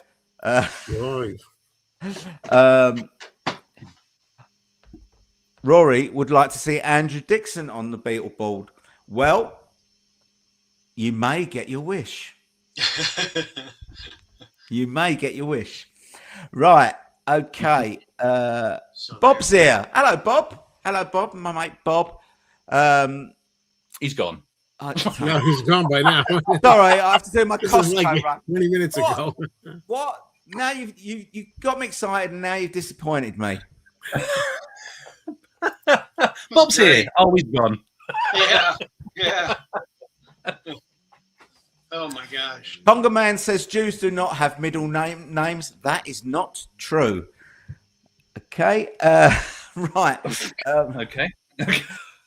Thanks, guys. You're the best. Thank you, John. You're the best. You're the best, John. You're the best. And he's saying, is that Ringo saying goodbye? I think we're talking about that snare drum at the end of the Long, Long Road. Yeah. Could be.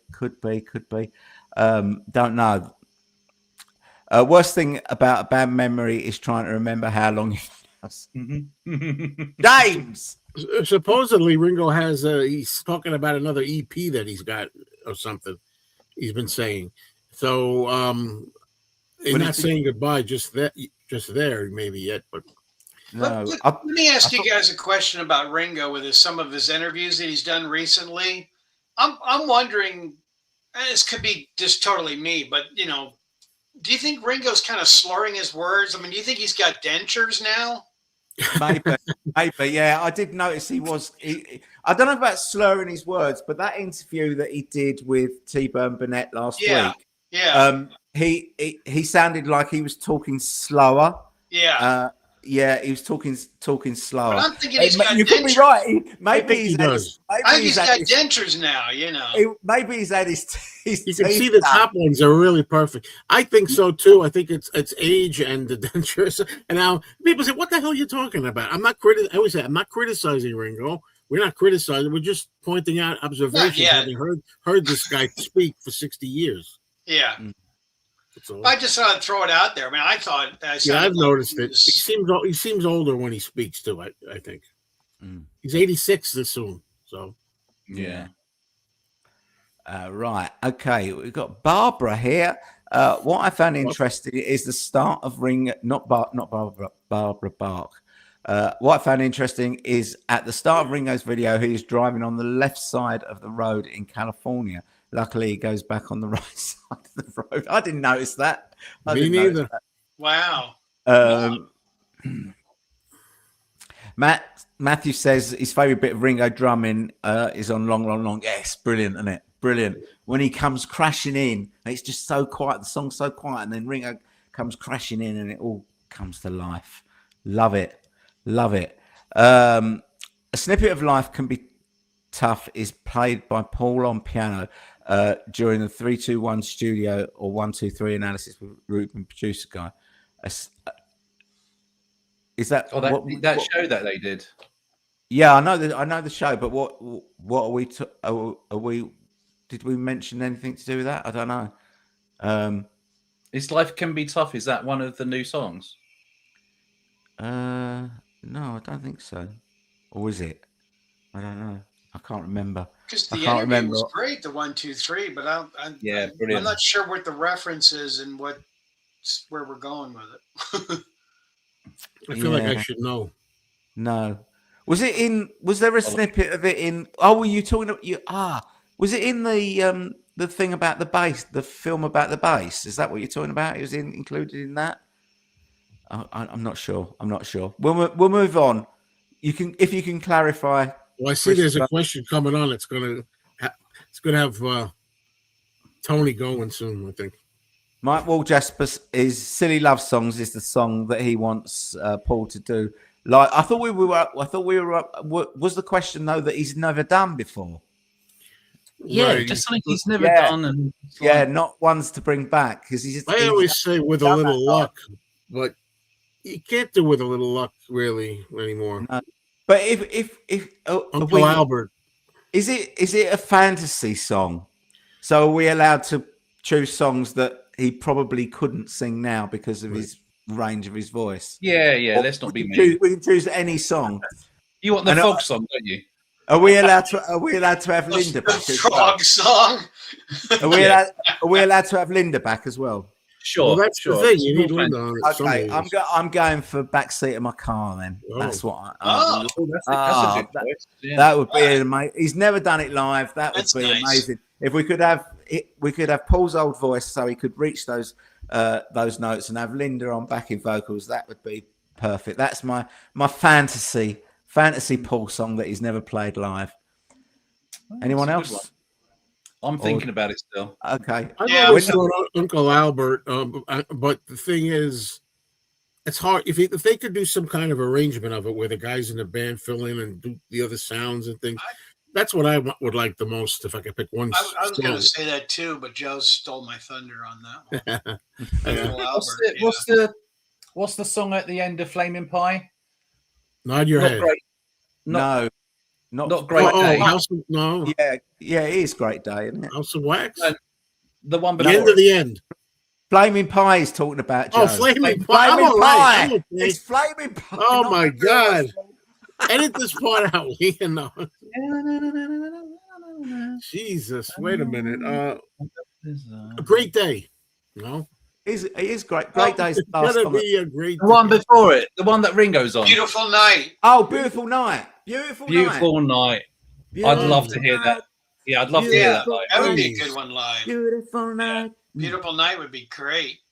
Yeah. Okay, cool. I reckon he could probably do that as well. I don't think has he ever done Good Night Tonight though? Yeah, he did it 79 UK tour. That's right. He did. Yeah. Okay. I got out some bootlegs, I think. Yeah. Never mind. Right, Terry says, since Man on the Ride, I've heard quite a few cover versions of Arrow Through Me. Oh, that's interesting. Okay. There was loads before. Arrow Through Me has had a real big resurgence online. Loads of people have been covering it. Mainly people in their 20s who have discovered it. Who I'm guessing really like Back to the Egg because it is one of his best albums. It is Tone. It is Tone. It's not. Yeah, it's been going on for a while, so long before Man on the Run, but well spotted. Right. to the Egg Street.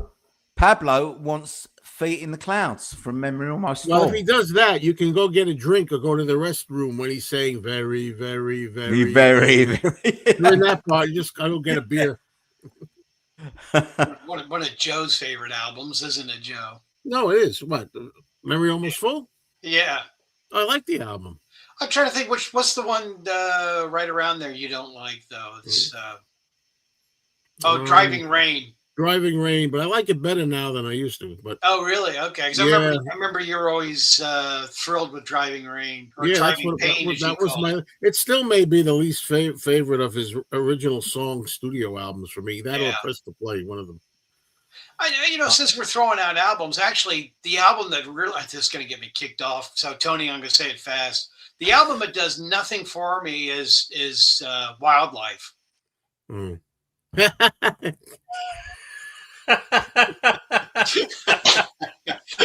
Well, that's not an unusual opinion.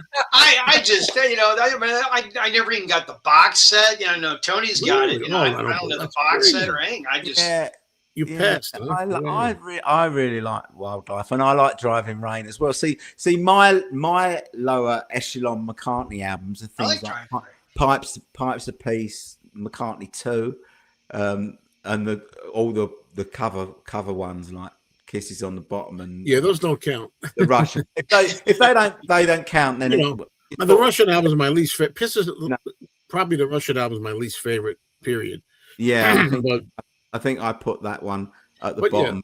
Yeah. Oh no, I think I put Kisses on the bottom at the bottom, but I think Russian one. Brad, Wildlife. yeah. Oh, here we agree. go. I've done a remix. I agree. Shut your face.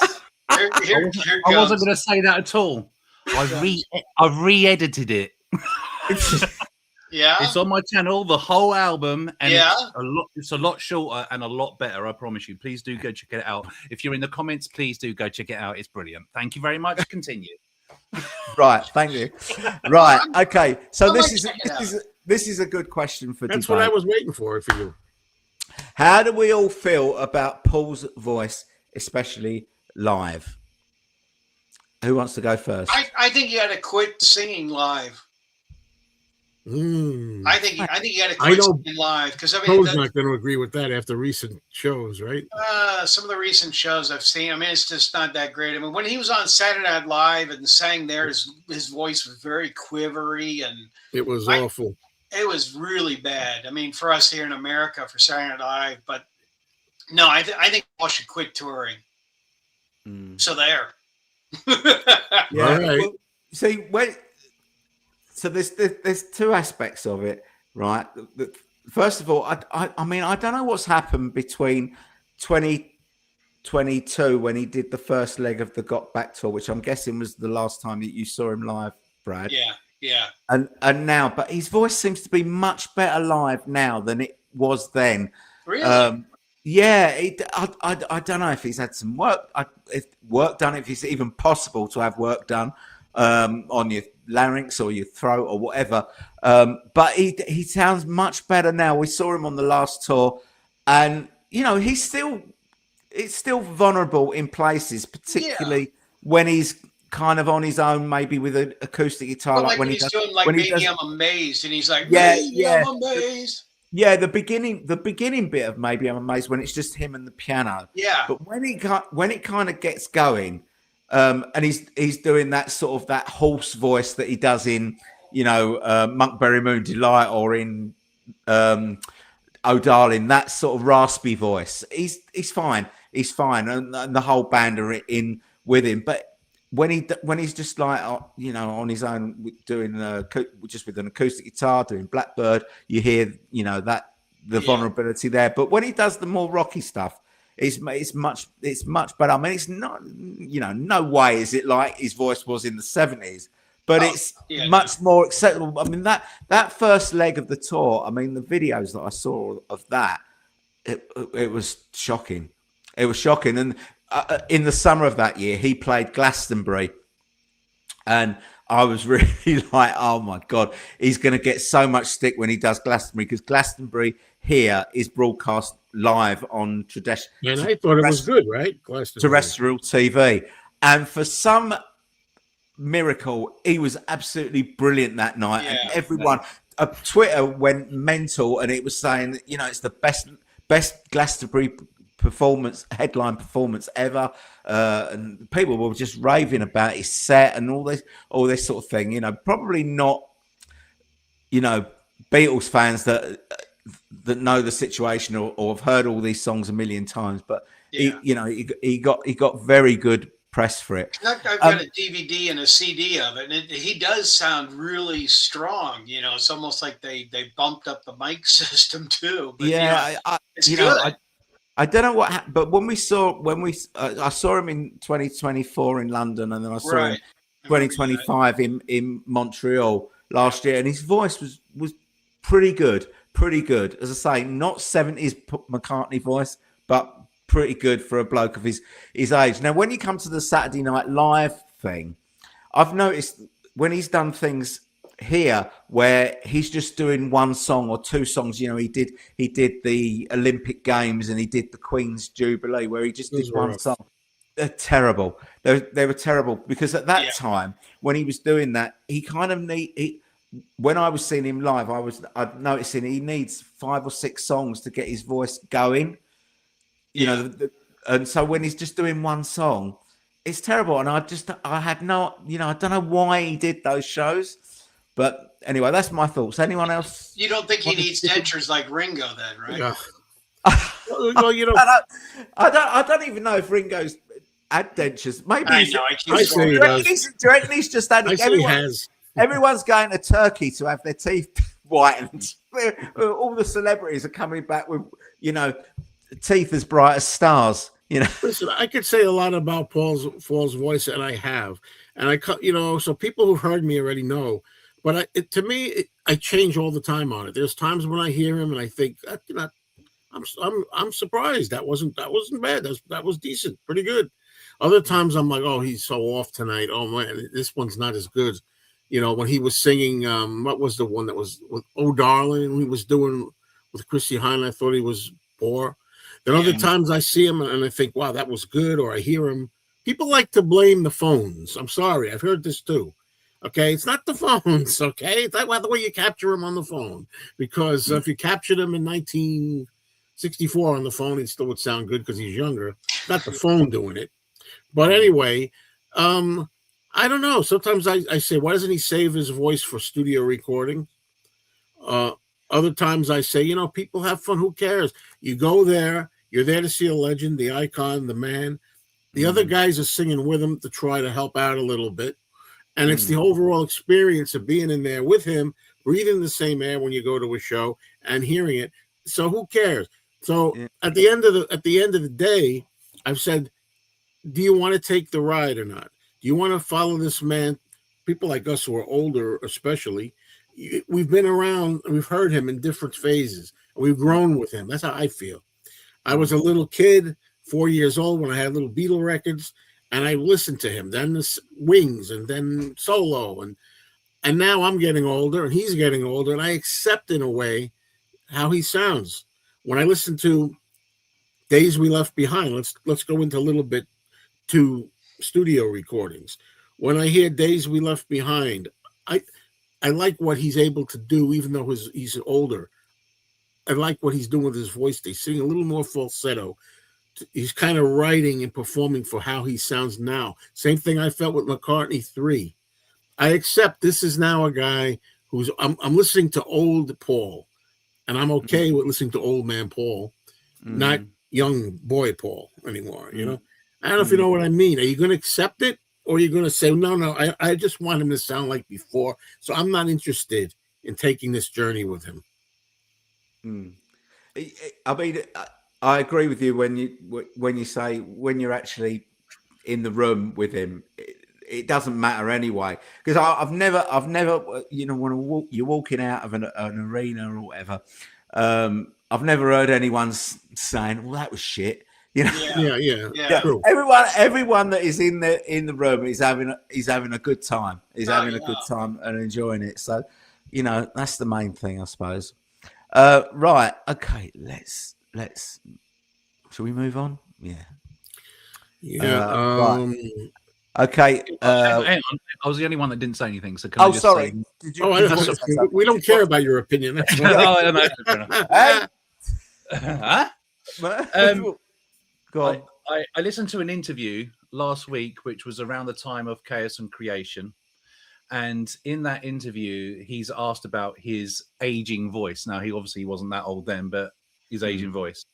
And basically, paraphrasing, he says he doesn't care. He just goes out and he just sings. And like he says that he hasn't changed the key of any of his songs. Okay. And he just goes out. So basically, he doesn't care.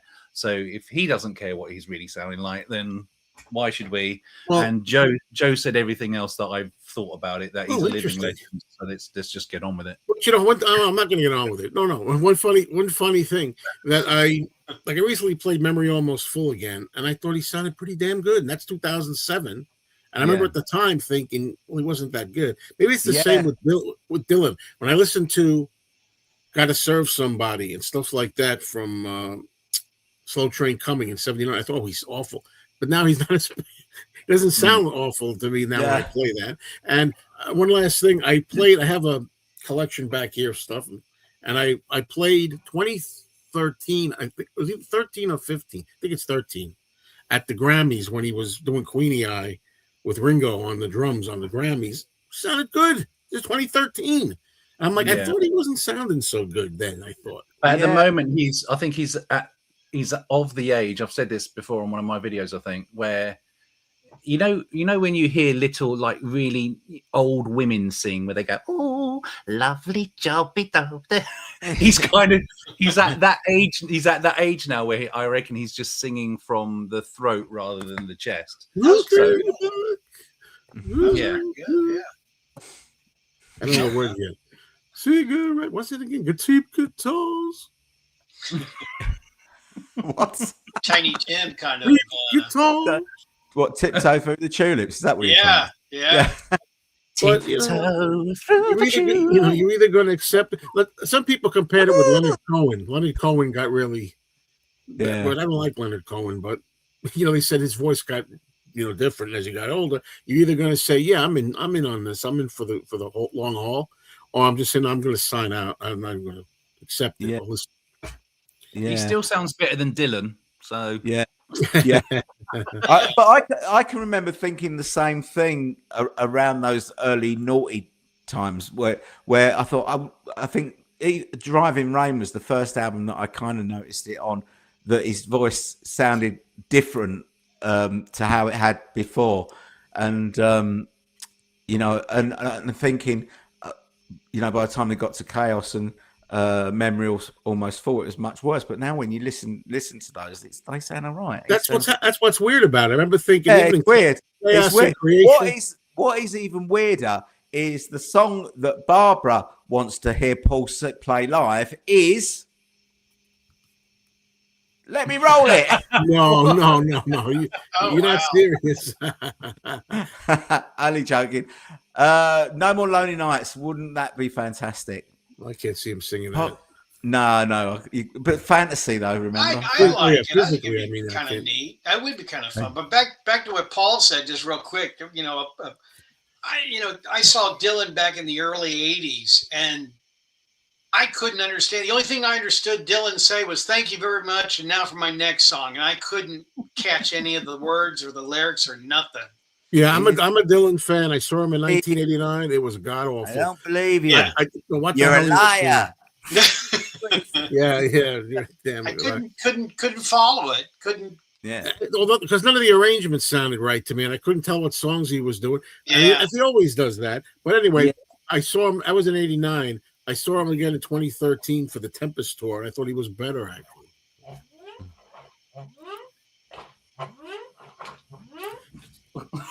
What's that? What is that? Okay, right. Tug of War, No More Lonely Nights, The World Tonight, and Young Boy are the tracks that James wants to hear him do. That'd be good. Well, we got a lot of comments. Reckon Paul could sing Take It Away even now with Big City Horn. Hot City Horns, it is actually, I think. Right, okay, yes. I think he could do that as well, actually. It's quite low register, isn't it? And he says, if it's any consolation, Joe, I'm 64 too. Everyone thought it was so funny to keep singing when I'm 64. Yeah, well, if it's any consolation to the pair of you, I'm 65. Wow. Oh, are you? A few weeks ago. Don't look a day over that. Wow. No. Just kidding.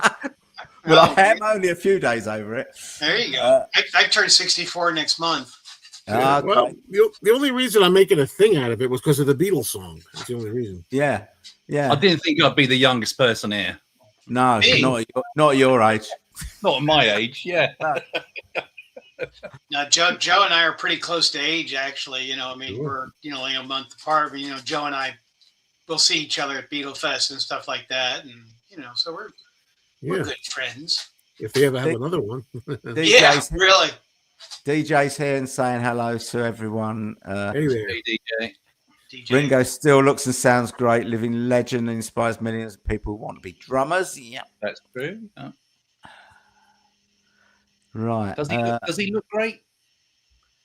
I think for a man of his age, I mean, he's still got full head of hair. I think he's dyed his hair too dark, actually. Full head of black hair. Yeah. Yeah. Hey, we know it's not real, but what's the alternative look like? Great. Yeah, I mean, I see pictures of him at like 46, looking with gray hair, looking worse than he does now. Lena said that there's a song on Dungeon Lane called "Life Can Be Hard." All right. What that guy was saying is there's a little bit of that song on the 3, 2, 1 thing. Yes. Right. Yes. Okay. Right, so James says, my honest opinion, Paul's voice is that he is an old man who sometimes still sings very well, but more often than not doesn't. I wouldn't agree with that. Not more often than not. I would say, less often than not. I generally agree with that, but I don't think he ever sings very well anymore. No, not you know, we can't. But sometimes better than others. We can't expect, you know, a young man's voice. No, I don't. Yeah, we don't. but right, Rory wants Little Lamb Dragonfly. Christian wants The Other Me. No, you don't. Wow. DJ wants Biker Like an Icon, which I think is a great song, but he has done that live, so that's not in the running. Yeah, I think that's an underrated song. I think people slag it off too much. Carol says, has he done Spin It On live? Yes, he has. Again, 79. Well, I guess what we're talking. I said getting closer before. I mean, I guess what they're saying is like in recent times now, something he hasn't touched since '79. Yeah. Okay. Right. How are we doing? Dino says, despite repeated warnings and Monkberry Moon Delight and Rinse and Raindrop, I love all of them. All of them. Great songs. Carol loves Wildlife. DJ loves Driving Rain. Some of Paul's best melodies. I like Driving Rain as well. What's that? Brad's dog. Yeah, that's my dog. Is that your dog? Oh, Buddy. That's Buddy. Buddy, eh? Okay. Terry Mann says, I'd love to hear Paul play London Town live. I'd love to hear him play that as well, especially if he played it in London. That would be good. But Buddy's got cancer. He probably won't last too much longer, actually. That's a shame. We're going to have to put him down. Just bad news. Yeah. So my wife, I said to my wife, is it the dog or me you're going to put down? So. And what did she choose? She's still thinking it over.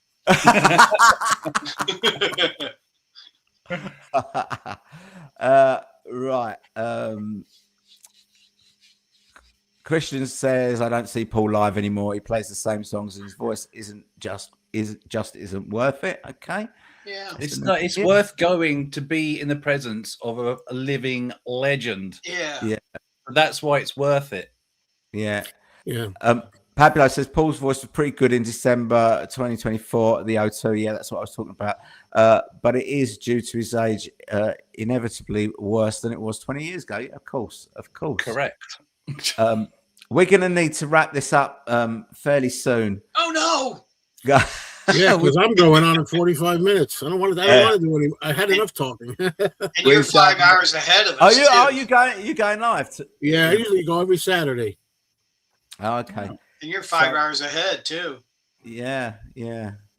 Okay. Right. So where are we? I don't think we're going to get through all the comments. Let me see. George, music for all 4 seasons.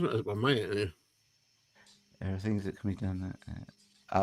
George says there are things that can be done so that an artist sounds better, regardless of the quality of his voice. Paul is an artist people will continue to pay to see. Correct. Yeah. John still wants Paul out there doing live shows. He just needs to change his song selection. Yeah, I agree with that. But you know, the thing is, Paul will pass away, and everybody will say, "Oh my gosh, wasn't he fantastic in concert?" You know, Paul was absolutely the king of concerts. You know, everybody will, which you know, they'll all say, and it'll be great. You know, definitely. But it's all of a sudden everybody will shift gears and say, "But every performance was absolutely fantastic." You know, I think. Or they'll say, "Oh, I wish I'd gone to see him when I had the chance." Yeah. Also, criticizing his set list being all very samey and stuff. It's like he'd have to get rid of songs that maybe you love, so he can play another song, and no one will ever be happy. No, it's like picking tracks for a compilation. Everyone's going to pick a different set of songs. Exactly. I would have loved to have seen John live. You know. Yeah. You know. Yeah. I mean, Joe's in New York. He could have gone to the 1-to-1 concert, Joe. That was only 10. I know. Well, I mean, I wasn't even aware of the solo Beatle thing really then. I know. If I was, somebody could have. If I was big into it, somebody could have taken me at 10. I was joking with you because there's John Lennon was a Beatle. Sure. Yeah. Right. Okay. Where are we? Laura says it was seeing the Glastonbury performance that made me determined to see him alive for the first time, and he didn't disappoint. Good stuff. Good stuff. We know about this, don't we? 16th of May. Paul is on Saturday Night Live in America. You know, we've got our own version of Saturday Night Live now. It's not the same. We don't get your show, but we do get. There's a new series called Saturday Night Live, which is a similar sort of thing, but it's just all British. Because I'm going to catch it. I'm going to catch it live on May 16th because I still think the last time he was on, when he did Golden Slumbers and so forth, I think he sounded pretty poor. And then it appeared on YouTube, and some people swear that they sweetened it up for YouTube, the NBC Possibly, or yeah. whatever. And I think that's the case. Really? I do. Yeah, I heard it live, and then I heard it You played got to hear back it later, and I was like, it's a little not so a little sweetened or improved or something. He'll probably on the Saturday Night Live though. He'll probably do hopefully one or two off the new album. Yeah, maybe I'll do the chicken song. Who knows? That would be awesome. Our lawyers are watching. Yeah. Right. Okay. Where are we? And this is Paul and Ringo Live is an event, so fair play to them for going on and for those who want to see them. Faithful Skeptic says Paul is not going to stop performing live. He loves it too much. That's true. Laura is agreeing with you, Joe. The experience of being with a composer and performer of all these great songs. So glad to have been able to see him.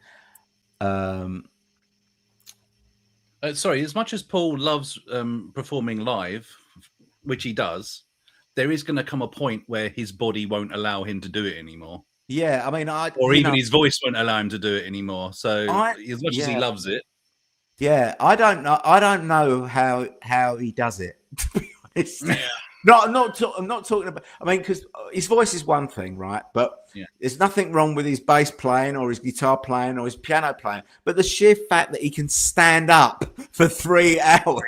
I can't do that. Apart from when he's he's sitting at the piano, he has a break. But he doesn't even have a drink. You never see him have a drink on stage either. Not even water or anything. He must sneak it because that's always what I hear every time. You up? Never takes any water. Everybody says he never takes even a sip of water. Everyone says. I wonder if he sneaks it somewhere we're not aware of. I don't know how. But... I don't know, because when you're there at the show, you got your eyes on him the whole time. There's no sneaking going on. He doesn't go to the bathroom. No, after 3 hours. A man of 80. He doesn't have to. What man of 85 doesn't need a wee in 3 hours? Yeah, he's wearing adult diapers. Yeah, that's what it is. I tell you what, when they go off for the encore, he must be rushing to the loo. It must be like a fountain, like a waterfall. Yeah, I was just going to say, but maybe that's why he doesn't sing waterfalls. Maybe, yeah, really. I mean, 10 minutes into a concert, and I'm ready for a bathroom break myself.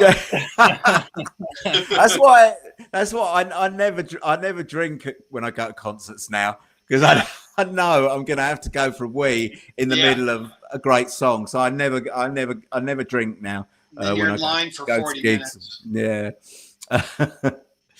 Right. Okay. Where are we? I'm trying to miss out things where people are just talking amongst themselves. James wants Wanderlust. I would love, but the boat. But he means the boat. He wants the boat. Right. Terry says Paul's speaking voice has changed as well. Yeah, it has. And that's even gotten better sometimes than I'd heard it in the past. The speaking voice, the Magical Mystery Tour audio commentary, people point out, is really poor. That's some years ago. Sometimes he's better. I don't know. To me, Angelo Mysterio says Ringo had a grey streak in his 20s. Yeah, sure. When he's he was great at the Cavern Club. Yeah. Yeah. Ronnie wants Beautiful Night. Rory says, can you agree that Wings Over America is in the top 3 live albums of the 70s? Well, I can. Yeah. I guess so. I'm not a live album guy. Along with Live and Dangerous by Thin Lizzy. That would be in there. And what about, I don't know, Get Your Yayas Out? That was 1970, wasn't it? I think it's just about Sneaks. Oh, Who Live at Leeds? Fantastic. Any other favourites from the 70s, guys? Well, I just want to say about Wings Over America, it is a great live album, but as sure Tony, you know, and other people that have read the McCartney legacy, it's overdubbed to hell. Oh yeah, every live album is. Every live album has been overdubbed. But when does it become more not live than live? You know. Yeah. Peter Frampton Live was a good concert album. Yeah, I got that. Yeah, that was a good one. It was. He's balder than I am now, Peter Frampton. He's what? He's older than you. No, he's balder than I am. Oh, balder. Yeah, he is. He's completely bald. Yeah. I saw an interview with him on YouTube the other day, and he was talking about playing on the All Things Must Pass sessions. And yeah, he's completely bald. Yeah. He's completely, but he had all those golden locks, didn't he, in the 70s, like long blonde hair. Right. Okay. Lynn says her fingers are crossed for the SNL performance. Charles has gone. Thank you, Charles, for being here. Lovely to see you. Thunderer has just arrived. Hiya. Thanks for coming. Where are we? What is the Saturday Night Live performance? I forgot about it, so that's why I was asking. I thought it was the 16th of May, I thought. 16th of May. I won't be able to see it. We won't have it here. Thanks, Joe. Well, George says he must drink water. I've never seen him drink any water on stage. He never has any bottles on top of his piano. I've never seen him. And I've even seen Elvis drinking water and spitting it out, or some of it out in the new Epic movie. Yeah. Dino says, seeing Ringo and Paul at the O2 in December 2024 was amazing. Yep, I was there, and I saw you there, Dino. But I couldn't hear Paul's voice as I was quite in a tone. And all I could hear was his voice singing along. You were nowhere near me because I was right at the front and you were right near the back. I remember you talking about that concert, Tony. Yeah, it was brilliant. It was brilliant because we were quite near the front, and we were on the floor, and along the side was where all the celebs were sitting, and we saw Ringo and Barbara sitting there. They were pretty close to where we were sitting, so we were kind of wondering, oh, is he going to go on? Is he going to go on, or is he just here to see the show? And then towards the end, he kind of all the time we're like looking around. Where's Ringo? What's Ringo? You know, is Ringo clapping this song? Does he like this song or whatever? And towards the end of the show, he kind of left his seat, and we didn't know whether he'd just gone home to like miss the traffic sort of thing, or whether he left his seat to go backstage to come on stage.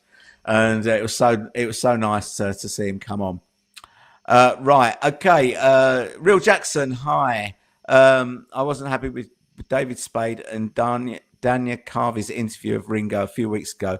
They barely asked Ringo about his new album. It was more about Beatles and solo. I saw that. Yeah, and Dana Carvey on an American show. Is that on an American show? Is that? I know YouTube. It's on YouTube. I saw it. Okay. Big YouTube. Okay. Hi, Tim. Nice to see you here. We are still going, but we are going fairly soon. Quite possibly before Paul gets back. We could all hide, and then he'll come back and say, "I think we're gone." Right. Paul is getting a wee bald patch. I am here, you know. Do you think he should cover up or grow bald? At this stage of the game, it doesn't matter. Nah, doesn't matter. Yeah. Yeah. He's not going to get a wig now, is he? Important for a singer when singing to keep his voice moist by drinking water. Yes, it is, but he just doesn't. He just doesn't. That, believe me, we've gone to shows and you keep your eyes on Paul the whole time. You watch Yeah. every little thing that he does, and you never see him drink. You never see him drink. I don't know how that occurs, but I know he does throat lozenges before he goes on. Maybe he's better off not to drink. Quote of the show: "What man of 83 doesn't need a wig?" Andy says, "Beatley Tone, SNL has a YouTube channel which features clips from the show, so hopefully we'll see some." Yeah, maybe by that time they'll have sweetened it up a little bit for you, smoothed out his vocals a little bit. Yeah. Right, the Hofner bass has a hollow body. Maybe by the end of the show, it's full of. Okay, this is the last question. Right. We have reached the end. When I went to see Simply Red last year, Mick Hucknall was taking sips of water between each song. Yeah, you see it quite a lot, don't you? You see it quite a lot. I was just going to call you back, Paul. Sorry, I've got cramp. It's killing me. Oh, is it? Yeah. Say goodbye to the nice ladies and gentlemen. Oh, actually, before we do go, I wanted to show you something, Tone. Go on then. CD. With a wonderful jewel case. Well, Easy. mine's. Yeah, I don't know what's up with that. You know what I do have a little with the CDs? I don't mind the clips, but you ever notice there's a little, I don't know what I don't have one here. Yeah. Oh, come on. Oh, here we go. You have like the clips I don't mind, the clips up there. But sometimes over here at the edge, there's like something, and you're trying to pull it across. Yeah. Look, Tone, I don't know how you rip that. I like a digipack. Look at that. Wait a minute. Watch this. Just shake it out. It's so easy. Come on. Yeah. Shake it out. I mean, it's not like it's not with all of them, but this one is particularly well. If it's thick too, have you got the Ringo one there now? Quite a thick book. Yeah, it's the Ringo one. Yeah. Put it in and shake it out. Shake it out. Shake it off. Shake it off. Jewel cases. I love them. Yeah. It's better yet. Much better. Right. Okay. We are going. Thank you, everyone. Do you want to quickly talk about your channels before you go? What channels? What channels? Well, I'm going to be on. It's 4:30 right now, and 5 p.m. Eastern. Well, my time. I'm going to be on in a half an hour on mine if I still have energy. I'm going to take a sip of water first. Though. Yeah, that's what I need to do. Yeah, Mean Mr. Mayo. You know my channel. Come on. I do, but people know Mean Mr. Mustard. I mean Mr. Mayo. Anyone who might not know you might want to tune in because you've been fabulous on this stream, Joe. So thank you for being here. Thank you. Well, thank you for having me. Yeah. Brad, you've been fabulous as well, making your debut on my show twice. I've invited him on, and he hasn't bothered reading the email. Today he's here by fluke, and I'm glad you could make it, Brad. Thank you so much, Brad. When I first started my channel, Brad was an experienced YouTuber, and you gave me a lot of help. I remember back in the early days. So and you've been struggling ever since. I do appreciate that. So thank you for being here, Brad. Yeah. Check out my channel for those of you that watch Tony. Yeah, that I've been on for many years. So yeah. Yeah. I mean, if you don't know Brad, and you're into memorabilia, I mean, Brad has got the most amazing collection. He's got lots of videos showing stuff that he's got in his collection. It's one of the most amazing hordes of Beatles memorabilia I've ever seen. I got some stuff I might want to sell you, Brad. I don't know. There you go. And so thanks, Brad. And Paul. Thank you. My co-host. Yes, mate. My darling. Well, first off, I just want to say this is the first time I've met Brad.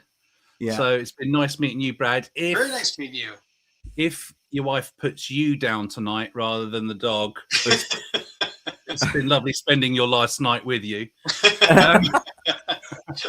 Yes, I have a channel. I'm sure some people may know, but yeah, it's called Dinner with Greedo. Don't ask why it's called that. Yeah, I wanted to know that. You can't tell me now.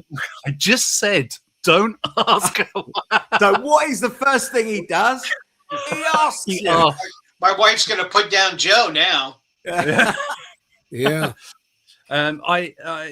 I don't see myself as intelligent about the Beatles as everybody else on here. I'm just a Beatles fan with a Beatles channel. I do shows called The Misses versus the Beatles, and I do a little show which no one's watching called The Beatle Board, which is fantastic, and that's with Tone. Yeah. So that's my channel, Dinner with Greedo. Please go over there, like, subscribe, and all that jazz. Thank you. I guess Andy didn't see the link. That happens a lot with Andy. Yeah, come on, Andy, come up sometime, man. Yeah. Okay. Thank you, everyone, in the comments for keeping this show going, because it's nothing without you as well. And thanks for being here. And we will see you next time. Bye-bye. Bye, guys. Bye. Bye.